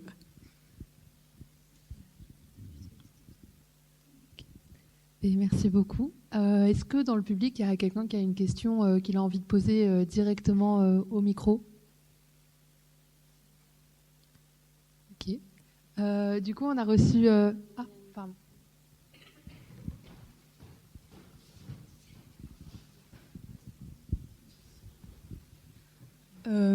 Du coup, on a tous pu constater que vous avez eu des expériences un petit peu du coup multiples. Vous avez vagabondé, vous avez pas tout de suite trouvé votre voie et peut-être même pas encore actuellement. Est-ce que dans vos expériences passées, vous avez eu ou vous avez à nous donner des signaux d'alerte pour dire ok, c'est pas le bon chemin, ok, c'est pas la bonne entreprise, ou au contraire des signaux pour nous dire ok, je suis au bon endroit, dans les deux sens ça marche, juste pour savoir si on est au bon endroit ou pas, quoi.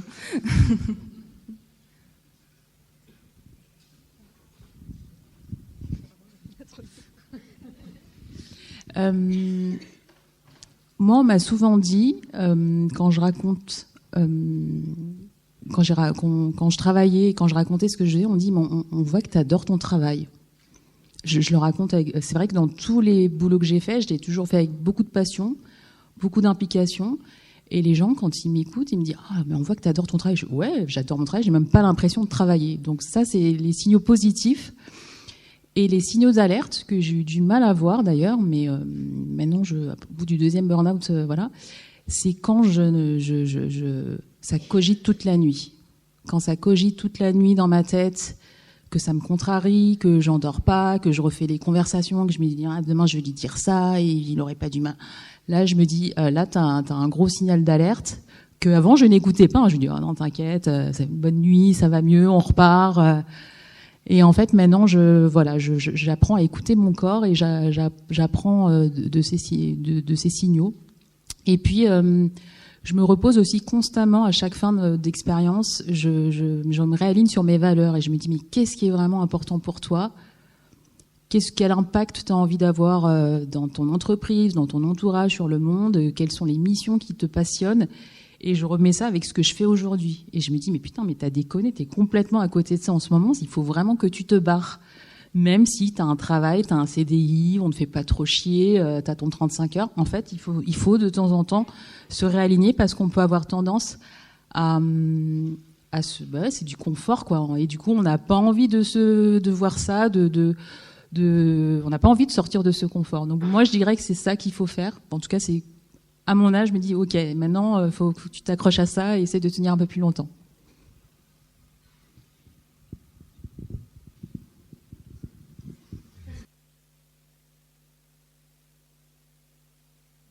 Est-ce que quelqu'un d'autre dans le public voudrait poser une question ?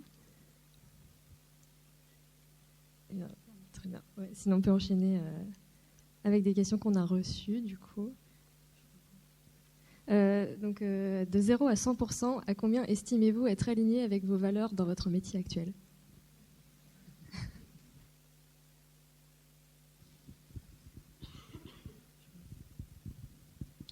Moi, je dirais bien quand même 90%. Quand même se garder toujours une marge de progrès, mais voilà, aujourd'hui, sur ma vision de participer à, entre guillemets, protéger la planète, enfin, c'est des grands mots, mais d'avoir vraiment du sens, en fait. De dire, voilà, on fait de l'économie circulaire, on évite des engrais qui viennent des quatre coins du monde, on apporte du service et tout. Donc c'est assez satisfaisant, mais voilà, après, la société n'est pas forcément alignée sur ça, et ça peut être frustrant aussi.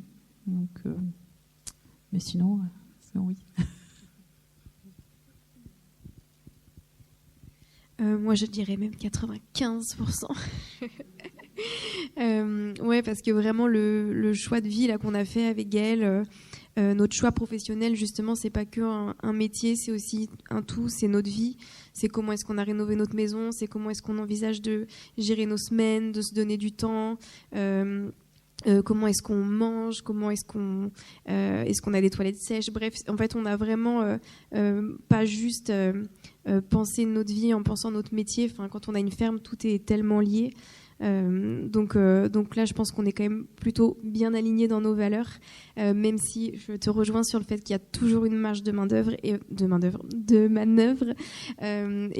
qu'on a envie de faire plein d'autres choses et que à côté de ça, on voit qu'il y a quand même on a nos, enfin comment dire, on a des choses sur lesquelles on pourrait travailler et des choses sur lesquelles on se pose toujours des questions. Par exemple, moi j'ai des serres, donc on se pose la question, les serres, le plastique, d'où ça vient. Enfin bref, quand on pousse les réflexions, on peut se travailler l'esprit et parfois c'est un peu dur parce qu'on se dit oh là là, mais on a déjà fait beaucoup et voilà. Donc on essaye de laisser un peu ces questions-là de côté et se focaliser sur ce qu'on fait de bien. Donc c'est pour ça que je dirais 95%. On se sent quand même pas mal bien aligné dans notre vie, mais parfois on se dit qu'on aurait peut-être des petites marges de progression. Alors moi je dirais 80%, même si quand je suis arrivée dans mon entreprise j'étais à 90%. Le projet est vraiment chouette, ce qu'on fait ça a vraiment de sens. J'ai l'impression qu'on était bien parti pour le faire Et on est parti dans l'engrenage des levées de fonds pour croître.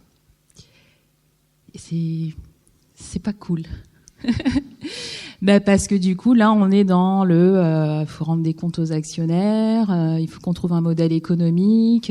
Donc maintenant, on commence à avoir de plus en plus de pression, de plus en plus de mal-être au travail, et c'est ça qui fait que je m'en vais aujourd'hui, parce que en fait, la mission a beau être belle, en fait, il faut pas cramer les gens, quoi. Donc voilà, j'ai décidé de quitter l'entreprise, même si elle est chouette, parce que aussi beau soit le projet, je pense que la ressource la plus importante dans l'entreprise, c'est la ressource humaine, c'est les gens qui font le job, et donc il faut prendre soin des gens. Merci. N'hésitez pas à lever la main entre deux questions. Ok. La prochaine question qu'on a reçue, du coup, c'est les questions du public. Dans les moments de doute ou de remise en question, à quoi vous raccrochez-vous ?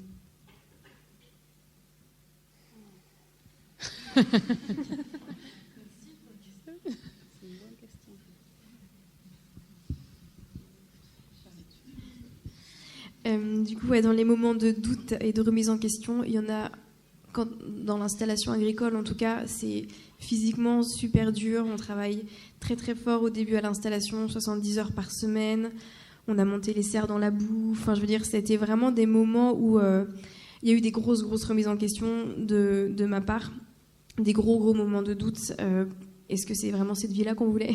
C'était pas du tout ça qu'on visait quand on met tout entre parenthèses pour monter un projet. On n'avait plus de vie sociale. Enfin voilà, je fais un tableau un peu moins romantique que ma présentation de tout à l'heure, qui est un peu très romantique, mais on est passé par des phases très très difficiles avec Gaëlle, d'épuisement, de surcharge mentale, etc. Et ben là, on se raccroche à quoi ? On essaye de se rappeler ce pourquoi on a fait ça au départ. Et c'est hyper important, alors soit de le marquer quelque part. Donc nous on avait fait pendant nos études une espèce de grand tableau, une grande fresque justement, où on avait mis un peu nos finalités, pourquoi est-ce qu'on voulait faire ces métiers-là. Et en fait, à un moment donné, je suis retombée dessus par hasard, je me suis dit ah oui, c'est pour ça. Il y avait plein de choses qui étaient mises dans ces finalités, le fait d'avoir un cadre de vie, enfin une qualité de vie, protéger la planète, enfin voilà, créer un environnement pour la biodiversité. Bref, il y avait plein de finalités différentes, et en fait de retomber dessus, ça nous a, enfin voilà, ça remotive, et on sait pourquoi on le fait, parce que des fois le travail est tellement dur qu'on peut vraiment se perdre dans cet effort. Donc reprendre les bases, parfois ce qui peut aider aussi. Ce qui nous a aidé, c'est de prendre du recul sur notre projet, justement, d'aller se ressourcer ailleurs, prendre un week-end, quelques jours pour souffler et se dire ok, on reprend tout à zéro, et on sait pourquoi est-ce qu'on est là. Donc voilà, je pense c'est important de se préserver et garder le lien profond qu'on a à soi, qui est le lien qui anime tout ce projet-là, quoi. Ouais, juste pour compléter, c'est vrai qu'on a forcément des moments de doute, c'est normal aussi, hein, surtout quand on travaille sur des métiers qui sont passionnants et qui nous passionnent, et on s'épuise aussi à ça. Et même au point où on ne s'aperçoit plus de tout ce qu'on a créé, de tous les efforts, tout ce qu'on a avancé, voilà, pour mettre du social dans l'entreprise. Et nous, sur notre site, on est assez ouvert, on aime bien faire des visites, donc quand voilà, on reçoit du public et qu'à la fin, on a fait la visite et qu'ils nous disent « Ah, c'est chouette, on n'imaginait pas comme ça, c'est super ». Et enfin, moi, c'est mon meilleur booster, quoi. C'est de voir les gens qui sont contents d'avoir appris des choses et de comprendre ce qu'on fait. Donc, c'est reparti pour un tour.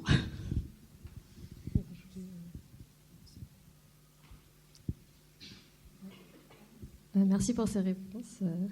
Si jamais il y a encore une question du public, on vous regarde. Ah, tiens.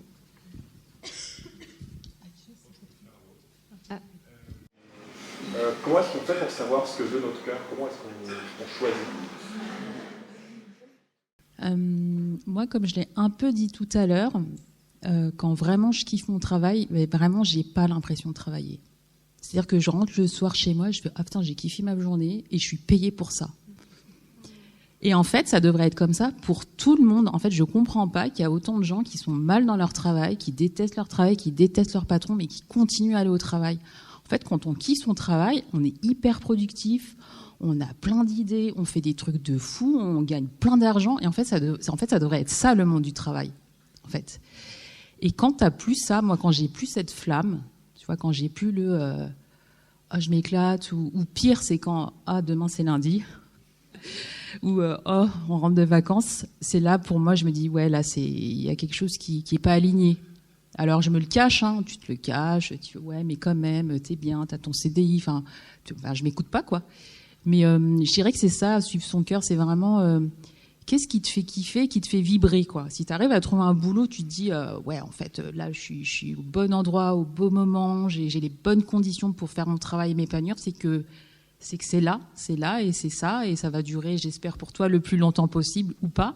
Mais en fait, tu devrais te sentir bien, quoi. En fait, dès que c'est ça, dès que c'est pas, il y a un truc qui titille, ou moi, je dors pas de la nuit, en fait. C'est là où je dis, ok, il y a quelque chose qui va pas.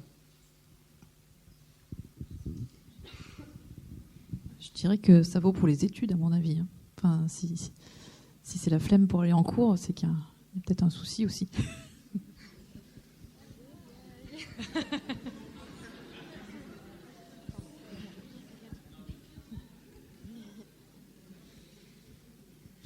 Et moi, je dirais que apprendre à écouter son cœur, c'est un peu justement un apprentissage. Et c'est pas forcément inné parce qu'on nous coupe peut-être un petit peu de ça, parce qu'on nous pousse à choisir notre chemin, nos études en fonction de peut-être de ce que nous pousse à faire la société, d'une pression sociale, peut-être une pression de la famille, des amis. Enfin voilà, il y a plein de choses qui peuvent nous pousser dans une direction. On pense que c'est ça, en fait, c'est pas forcément ça. Et donc apprendre à être à l'écoute de soi, ça met du temps et c'est un exercice qu'il faut faire et refaire et refaire. Et je dirais que pour ça, il faut apprendre à se connaître soi-même. Et pour apprendre à se connaître soi-même, pour moi en tout cas, ça a été de quitter tout ce que je connaissais. Donc de quitter mon confort, quitter ma zone de confort, donc ma famille, mes amis, mon environnement de travail, mon métier, et me dire en fait là je peux me réinventer et tout recommencer depuis le début. Et je pense que le voyage a ça d'assez incroyable, c'est d'aller aller rencontrer des gens qu'on connaît pas, des modes de vie qu'on connaît pas, et aller un peu se remettre en question. Et puis là-dedans, il y a quelque chose qui va te parler, il y a un truc qui va t'attirer. Et c'est pour ça que quand on dit le voyage forme la jeunesse, je pense que c'est quand même une belle phrase, et ça te permettra de savoir ce qui te fait vibrer justement comme tu disais, et là-dessus après tu vas juste apprendre à reconnaître quand est-ce que ça vibre, quoi. Et partez pas tous lundi, essayez de finir votre année quand même. Merci beaucoup. Du coup, est-ce qu'on a des questions dans le public déjà ? Sinon, on passe à une autre question qu'on a reçue, qui est spécifiquement pour Anita. De par les multiples changements dans ton parcours pro, tu sembles être une femme en recherche perpétuelle de nouveautés, de sens et d'hyperactivité. Y a-t-il eu d'autres motivations ou impulsions derrière ces changements, et retrouves-tu cette mouvance dans ta vie perso ? Non, dans ma vie perso, je suis très très calme. Je suis posée avec le même mec depuis 23 ans, même si on n'est pas mariés. Non, c'est surtout parce que je me rends compte, comme je suis passionnée par mon travail, j'aime bien créer quelque chose, j'aime bien monter un projet, j'aime bien développer un produit. Enfin voilà, de partir d'une page blanche et de tout écrire et de tout inventer, de tout créer, c'est ça qui m'y fait kiffer. Et une fois que c'est mis en place et qu'il n'y a plus qu'entre guillemets la routine, en fait, c'est pas mon kiff en fait. Il y en a d'autres qui font ça super bien. Mais moi, voilà, je vais faire ça 6 mois, mais après, au bout de 6 mois, il faut que je crée un nouveau projet. Il y a une de mes amies qui m'a dit, en fait, il faut que tu sois chargée de projet. Je fais, ça existe comme boulot, chargée de projet, c'est peut-être ça qu'il faut que je fasse. Voilà, c'est plutôt ça, en fait, c'est parce que j'aime créer, et c'est peut-être pour ça aussi que je me lance dans l'entrepreneuriat maintenant, parce que je me dis, ça me permet de je me dis, aujourd'hui, j'ai cette idée, je vais faire ça. Et puis, si dans 2 ans, ça me plaît pas, je le ferai, mais j'ai plus besoin de démissionner, en fait. Ce sera ma boîte. Donc, voilà. Donc, rien à voir, pro-perso. Après, c'est important. C'est vrai aussi que quand j'ai commencé le boulot, c'était super important pour moi. On passe plus de temps, vous allez passer plus de temps avec vos collègues et votre patron qu'avec votre mari et vos enfants. Donc j'accorde beaucoup d'importance à choisir un métier qui me plaît, qui me passionne, et j'accordais beaucoup d'importance au travail. Je racontais tout à l'heure, je sais plus, c'était à Lorena, quand j'ai eu ma fille, c'était mon premier boulot, j'étais en CDD, je me suis sentie coupable. Je dis, oh putain, merde, je suis en CDD, 3 ans, bébé. Mon autre collègue aussi qui était en CDD, elle est tombée enceinte 1 mois avant moi. Je dis, putain, comment je vais annoncer le truc? Donc il y a cette espèce de culpabilité, alors qu'en fait, c'est la vie, c'est normal. Et j'ai repris le boulot très vite, au bout d'un mois et demi. Enfin, le congé maternité à l'époque, c'était 1 mois et demi. Ma petite était vraiment petite. Mais je le referai plus maintenant, quoi. Je prendrai un bon congé parental et j'élèverai mes enfants. Mais je sais pas, c'est la pression, je pense, sociale qui fait que, non, faut que tu reprennes le travail. Et le Covid, moi, le confinement, ça m'a vraiment pris du recul par rapport au travail, quoi. Je me dis, mais finalement, même si le boulot c'est important, même si c'est important d'être épanoui au travail, c'est quoi pour toi le plus important dans ta vie? Voilà. Et ces questions-là, je me les pose pas que pour le travail, je me les suis aussi posées sur ma vie perso. Voilà. Et du coup, voilà, mes piliers pour moi, c'est vraiment ma famille, mes amis, mes proches. Et si je peux m'épanouir au travail, c'est vraiment la cerise sur le gâteau. Là où avant, c'était un peu voilà, le travail était très important pour moi. Et du coup, là, j'ai un peu peur, mais je pense pas maintenant qu'en me disant, là, je vais me lancer dans ma boîte, tu vas avoir un gros burn-out, ça va être ta boîte, tu vas t'investir à 300%, pas à 95%. Mais non, en fait, j'ai même plus envie j'ai envie de travailler 3 jours par semaine, en fait, pour profiter du reste de ma famille, pour continuer à apprendre. Voilà, je trouve aussi que me former, m'auto-former, lire, écouter des podcasts, c'est ça aussi qui m'inspire et qui permet de trouver ma voie. Voilà, j'ai un peu dérivé de la question d'origine, mais...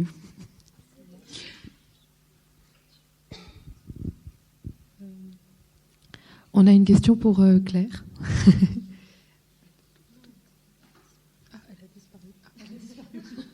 Bon, mais on a une autre question. Avec le recul, du coup, c'est pour tout le monde. Avec le recul sur votre parcours, est-ce qu'il y a des choses que vous aimeriez avoir su avant ou que vous auriez aimé faire différemment?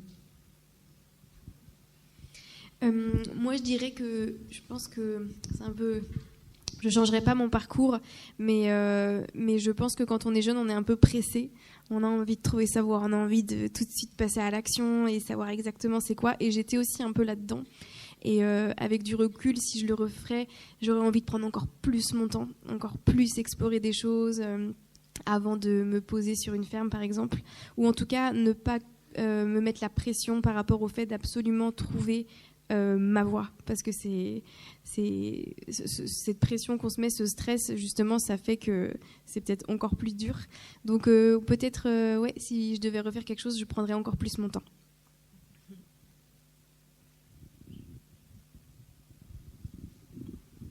Oui, pour rebondir sur ce que tu dis, prendre plus ton temps quand tu quittes un boulot avant d'en trouver un autre. Parce qu'en fait, moi, j'enchaînais, en fait. Je me prenais une petite semaine de congé entre les deux et j'enchaînais. Et en fait, je pense que c'est hyper important, une fois que vous vous dites, là, je suis plus alignée avec mes valeurs, je suis plus alignée, enfin, ça me plaît plus ce que je fais, de prendre du temps avant de retrouver un autre boulot. Vraiment, prenez ce temps-là. Moi, j'ai jamais pris ce temps-là. C'est effectivement la course de, faut que je trouve un autre boulot. Donc, je prends pas assez de recul et finalement, j'ai un peu reproduit la même chose tous les 3 ans. Donc là, j'ai pris du temps. Ça fait 3 mois que je suis en arrêt, donc j'ai eu le temps de me poser toutes ces questions et pour vraiment essayer de... C'est quoi ce qui est important dans ma vie avant de replonger dans le truc, quoi. Donc, prendre du temps, c'est vrai que c'est hyper important malgré le poids de la société qui fait qu'on doit tout le temps être productif, tout le temps dans l'action. Je trouve que c'est nécessaire pour éviter de reproduire des schémas.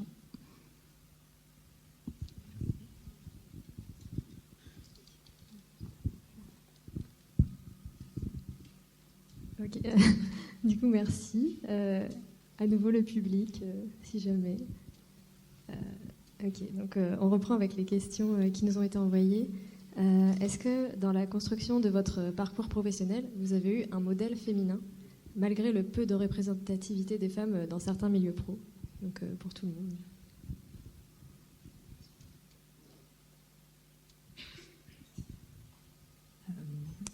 En fait, non. Ou peut-être si ma prof de bio quand j'étais au collège ou au lycée. Mais par contre, en fait, cette question me fait penser, et j'en avais pas conscience, que comme j'évolue dans un domaine très masculin, en fait, j'en ai vraiment plus conscience que quand je vais quelque part, dans des conférences, des journées techniques au niveau national. Enfin, on est une femme pour 9 hommes en général, peut-être ça, ou 2. Enfin, le ratio, il est. Mais je le vois plus, en fait. Je suis dans ce milieu-là et je m'exprime sans souci. Et cette année, j'ai quelqu'un qui est venu me voir au cours d'une journée comme ça et qui m'a dit je viens de reprendre la boîte de mon père, je vais faire du compostage. Et je trouve ça génial, il y a des femmes qui font du compostage. Et ça m'a fait bizarre qu'elle me dise oui, je suis une femme, oui, je gère une entreprise de compostage. Mais j'avais pas conscience que. Je me suis dit c'est cool si ça l'aide à elle aussi gagner en confiance et à s'intégrer au réseau parce que le monde du déchet, c'est vraiment, comme disait Anita, enfin, on se connaît tous. Alors dans le déchet organique encore plus, voilà. On change de boîte, mais c'est toujours les mêmes. Et oui, c'est très patriarcal et tout. Et donc tant mieux si on peut contribuer aussi à ouvrir et à donner de l'assurance à d'autres femmes chefs d'entreprise.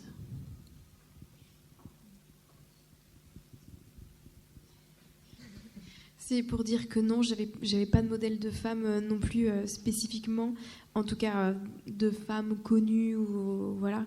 Mais on va dire qu'à chaque fois sur mon parcours, il y a des femmes qui m'ont inspirée. C'était souvent des femmes qui étaient indépendantes, des battantes, qui justement ne faisaient pas leur chemin en fonction de ce qu'on leur disait de faire.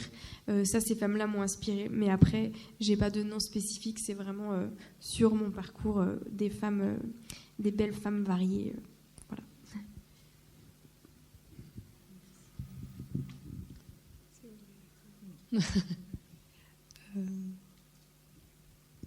La question suivante, c'est plusieurs d'entre vous, vous avez parlé de management horizontal. Et la personne se demande est-ce que le management vertical est forcément patriarcal ? Et plus généralement, avec le recul, quelles sont les bonnes ou mauvaises pratiques pour défendre sa place de femme dans un environnement professionnel ?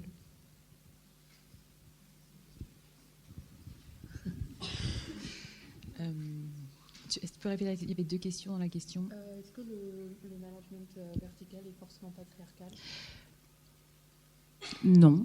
J'ai eu une chef très toxique, une chef femme très toxique, perverse narcissique. Voilà, c'est la seule boîte où je suis restée que 6 mois, pas 3 ans. Donc c'est pas forcément patriarcal, le management vertical. Après, j'ai rien contre le management vertical. On peut avoir aussi un super management vertical. Hein. C'est juste qu'il faut juste former les managers. J'ai l'impression qu'en France, on ne forme pas au management. On considère que quelqu'un qui est bon dans sa mission, on le met sur un poste de management. Et ça, pour moi, c'est une erreur. On peut être super expert dans son sujet et très mauvais en management. Et pas forcément de manière malveillante, c'est juste que c'est un métier et que ça s'apprend. Et dans ma carrière, c'est vrai que j'ai pas eu souvent des super managers. Et à côté de ça, je pense qu'on peut ne pas maîtriser le sujet et être un super manager. Voilà. Moi, j'ai une équipe qui me fait confiance, qui en savent plus que moi, ils sont super techniques.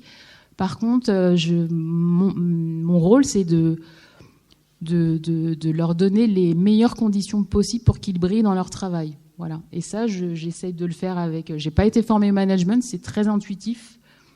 C'est peut-être aussi parce que j'ai beaucoup d'empathie, donc je suis très à l'écoute. Je m'adapte à chacun d'eux parce qu'ils ont des caractères différents.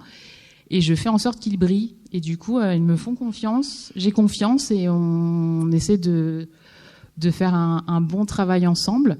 Et c'est plus de l'horizontal. Pour moi, c'est un management classique. Après, dans le management horizontal, si vous voulez en savoir un petit peu plus, je crois que j'en ai parlé tout à l'heure, il y a la sociocratie. Vous pourrez aller voir ce que c'est, la sociocratie ou l'holacratie.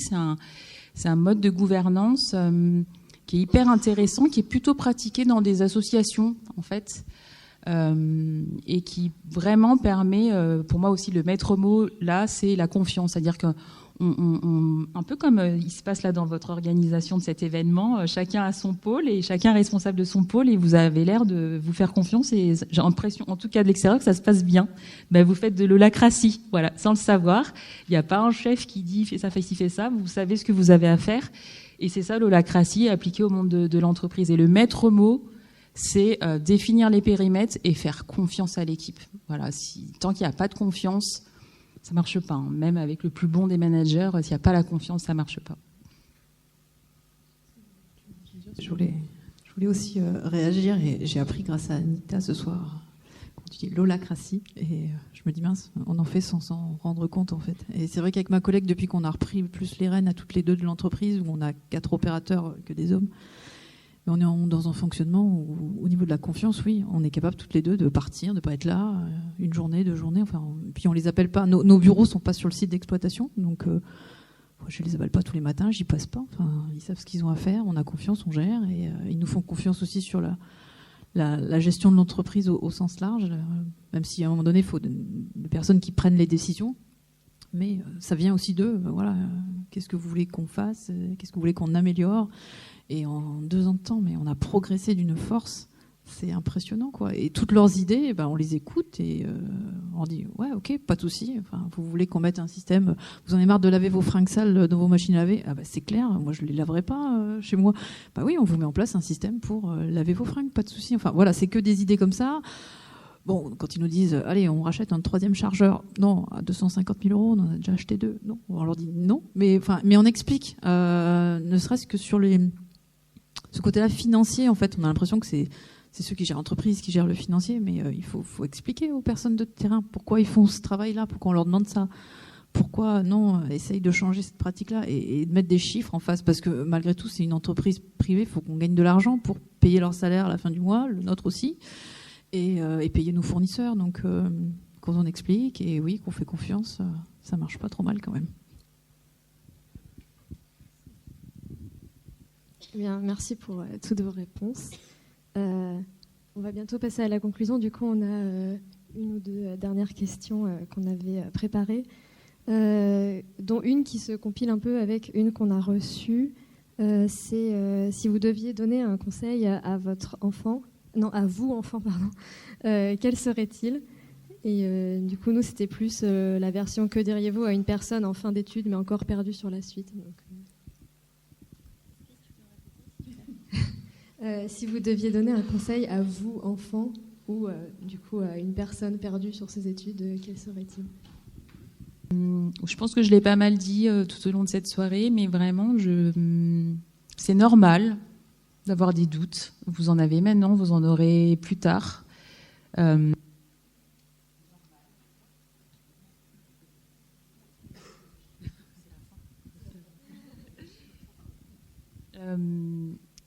Voilà, donc c'est normal, il n'y a rien d'anormal à cette situation et vraiment, moi je dirais, c'est ce que je dis à ma fille, là, elle passe son bac, elle ne sait pas encore quoi faire l'année prochaine et elle hésite entre le choix et la raison, entre le cœur et la raison, le cœur qui lui dit d'aller danser, la raison qui dit d'aller faire des études et avec la mère malgache que j'ai, je lui dis va faire de la danse, ma fille. Jamais ma mère m'aurait tenu ce discours. Elle dit non, tu vas faire des études de médecine. Voilà, là je l'invite à suivre son cœur et je vais lui donner les moyens de suivre sa passion. Et est-ce qu'elle va en vivre ? Est-ce qu'elle va réussir ? J'en sais rien, mais au moins je lui laisse cette opportunité et puis elle va mûrir, ça va cheminer, et puis peut-être que dans 3 ans, elle voudra faire des études. Et c'est vraiment, moi, c'est ce que je dis à ma fille, je vous le dis aussi à vous, en fait. Suivez. Si vous avez l'opportunité de suivre votre cœur, là où il faut écouter votre cœur.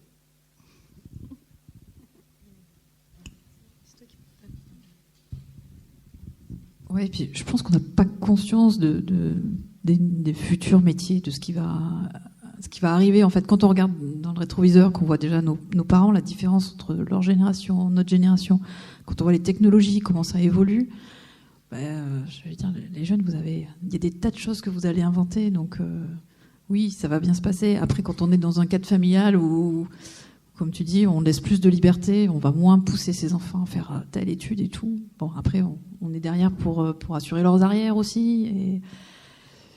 Mais il y a plein de choses à inventer, donc ça devrait bien se passer quand même. Mais il faut, enfin, mais d'en parler aussi finalement. Quand on n'est pas bien, enfin, peut-être dans tout ce qu'on a échangé depuis ce soir, de ne pas garder pour soi quand ça va pas, quoi. Et comme tu disais, Lorena, quoi, en discutant avec les autres et qui disent non mais ça va pas. Mais oui, en fait, ça te renvoie l'image et après c'est là que tu rebondis. En général, d'une mauvaise expérience, on arrive après quand même à rebondir et après coup on se dit ouais, finalement c'était bien, quoi, parce que s'il m'avait pas traité comme ça, je serais pas partie de la boîte et j'aurais pas fait ce qui m'est arrivé derrière. Donc finalement je devrais leur dire merci, quoi. Gros con, pardon. Ouais, je pense que c'est bien résumé et puis on l'a dit un peu tout le long de la soirée, mais le ne paniquez pas, ne vous mettez pas de pression, parce que de toute façon, même si vous allez dans une voie, vous voyez bien que vous pouvez en ressortir pour aller faire autre chose. Donc voilà, je pense que dans une vie, on a plusieurs vies. Donc voilà, prenez votre temps, écoutez votre cœur. Je pense que c'est vraiment des messages qu'on peut faire passer. Ouais. Merci beaucoup pour avoir répondu à toutes ces questions pendant presque 1 heure, je pense. Du coup, on en a fini avec cette deuxième partie de conférence. On va passer au remerciement. Ah oui, au discours de conclusion de Séverine Jean qui a bien voulu intervenir pour cette fin de conférence. Merci beaucoup.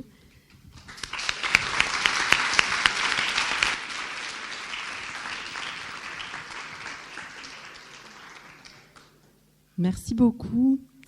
Donc, je tenais tout d'abord à vous remercier pour être venus si nombreux, assister à cette 5e édition de Femmes d'avenir. Vous contribuez vraiment à la réussite de cet événement. Remercier et féliciter aussi l'équipe d'organisation qui travaille depuis plusieurs mois à la préparation de cet événement. Bravo pour votre investissement, pour votre professionnalisme et votre engagement à porter plus haut la voix des femmes. Je suis touchée, honorée que vous m'ayez conviée pour ce discours de clôture. Enfin, mes remerciements vont à l'ensemble des participantes de la table ronde, Fabienne, Anita, Claire et Lorena, pour nous avoir partagé vos parcours de vie avec une grande sincérité. Merci pour vos témoignages souvent poignants. Vos cheminements sont extrêmement riches et diversifiés. Ils sont inspirants car ils convergent, se recoupent autour de valeurs fortes. Le désir, d'être actrice de vos vies, d'aller de l'avant, que ce soit pour quitter un environnement toxique, un environnement de travail, mais aussi fuir la violence, un environnement aussi qui ne correspond plus à vos valeurs. Motivé par l'envie aussi de se renouveler, de créer, d'innover, d'entreprendre et de prendre part à l'action collective tout en s'épanouissant sur le plan personnel. Aller de l'avant, c'est aussi aller vers l'inconnu, rompre avec un cadre social, familial, quitter sa zone de confort. Quelquefois partir au bout du monde pour faire des rencontres et se renouveler. Aller de l'avant, c'est aussi s'aventurer vers des secteurs d'emploi où les femmes peu représentées doivent faire leur place.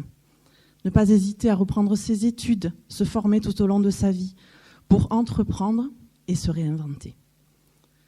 Tout cela demande de croire en ses ressources, ses compétences, de se faire confiance et de capitaliser sur ce qui fonctionne bien. Lorsque l'on m'a proposé de conclure sur le thème « Choisir son propre chemin », j'ai répondu « oui, bien sûr, avec plaisir ». Et puis j'ai été prise d'un grand moment de doute. J'ai un parcours des plus linéaires. Fac de bio, doctorat, post-doctorat, et aujourd'hui maître de conférence à l'ENSAT. Je n'ai jamais quitté le système universitaire. Pas la moindre sinuosité. De fait, suis-je légitime pour m'exprimer sur ce sujet ? Doute, angoisse, stress. Il fallait initier une analyse réflexive. J'ai alors réalisé que mon statut d'enseignante-chercheuse en France m'accordait une grande liberté.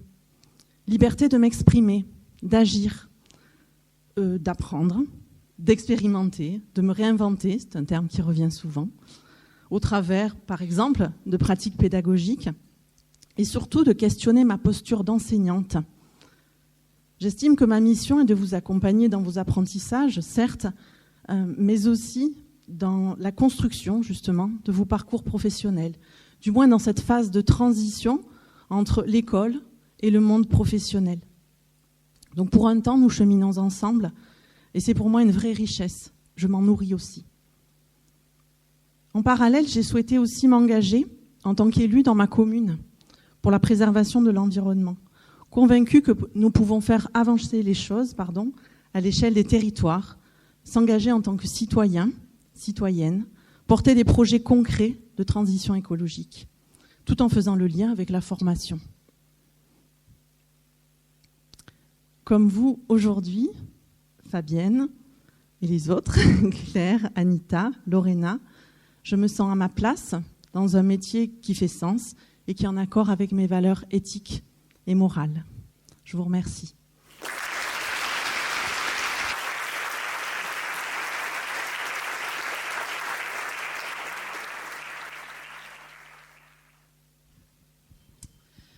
Donc on va maintenant conclure cette conférence. On tenait à remercier donc toutes les personnes qui ont été impliquées dans cette conférence. Donc en premier lieu, évidemment, nos 4 intervenantes. Merci à Fabienne Erard.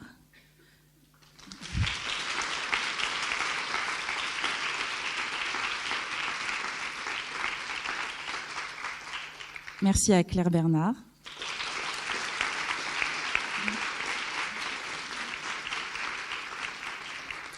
Merci à Anita Raharisoa.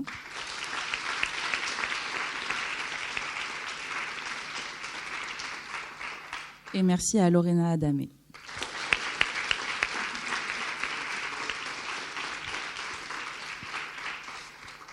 Donc nous vous remercions d'avoir fait le déplacement jusqu'à l'ENSAT et d'avoir partagé avec nous vos expériences et vos discours qui ont été très motivants et qui, je pense, en ont inspiré beaucoup dans la salle ce soir. On tenait donc également à remercier Madame Séverine Jean pour son discours.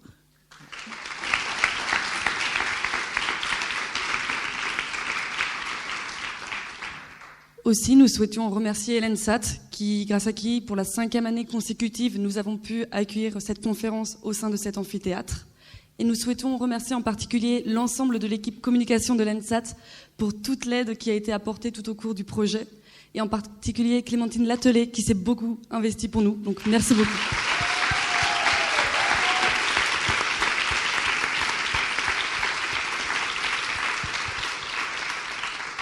Nous souhaitons aussi remercier Eva Boisson, qui ce soir nous filme, prend des photographies.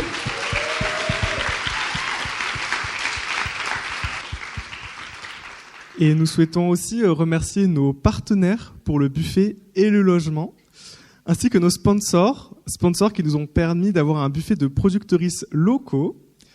Pour le logement, nous on a remercié donc Yves Toulouse-Labège, ainsi que la fameuse résidence Rachel Carson. Pour le buffet, alors préparez-vous, il y a From Occitanie, le GAEC des Clovernes, la Maison de la Violette, la Ventaillotte, Tradition Pizza, Manetti, l'EARL Fraisse, Basse-Cour du Bois Gourmand. Pour le matériel, qui sont les superbes plantes que vous pouvez voir, il y a Vesta Création. Et pour les sponsors qui nous ont permis de financer cet événement et qui en ont fait la promotion, il y a donc le Crous avec la CEVEC, les Agros Toulousains, la mairie de Castanet, le Sims et la Fresque de la Diversité.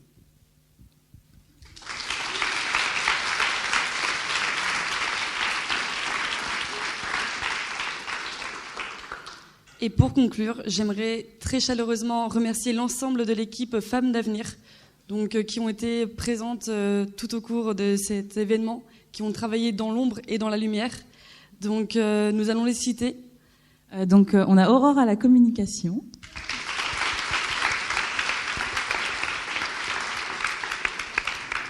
Alexandre qui était trésorier.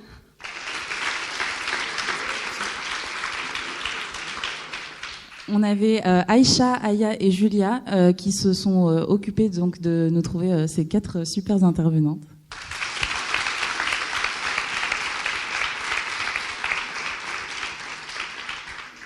Maëlle, Alexandra, Sabrina et Marie qui ont œuvré dans l'ombre pour le pôle logistique et qui vous ont vraiment préparé un buffet de qualité.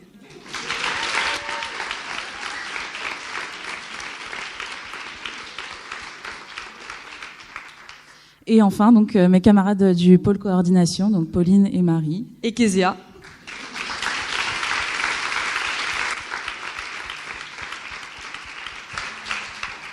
Et donc, merci à vous tous d'être venus ce soir. Et on vous invite à vous diriger vers le hall de l'école pour le buffet et un temps d'échange.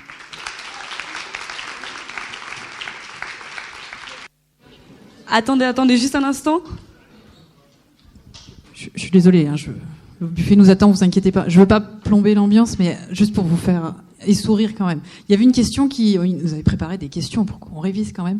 C'était, c'est quoi être une femme en 2023 ? Et là, je me suis dit, waouh ! Alors à midi, en mangeant, on s'est dit, non, mais là, n'y allez pas, là, ça va être trop dur. Mais malgré tout, juste repréciser que je vous ai taquiné sur la flamme d'aller en cours, mais quand on est une femme, on a la chance d'être en France. Et on peut aller en cours, on a accès à l'éducation, on a accès à choisir notre voie et à faire notre propre chemin. Et il y a tellement de femmes dans le monde et de filles aujourd'hui qui peuvent toujours pas faire ça. Et il faut le faire aussi pour elles, quoi. Allez, bonne soirée. Merci.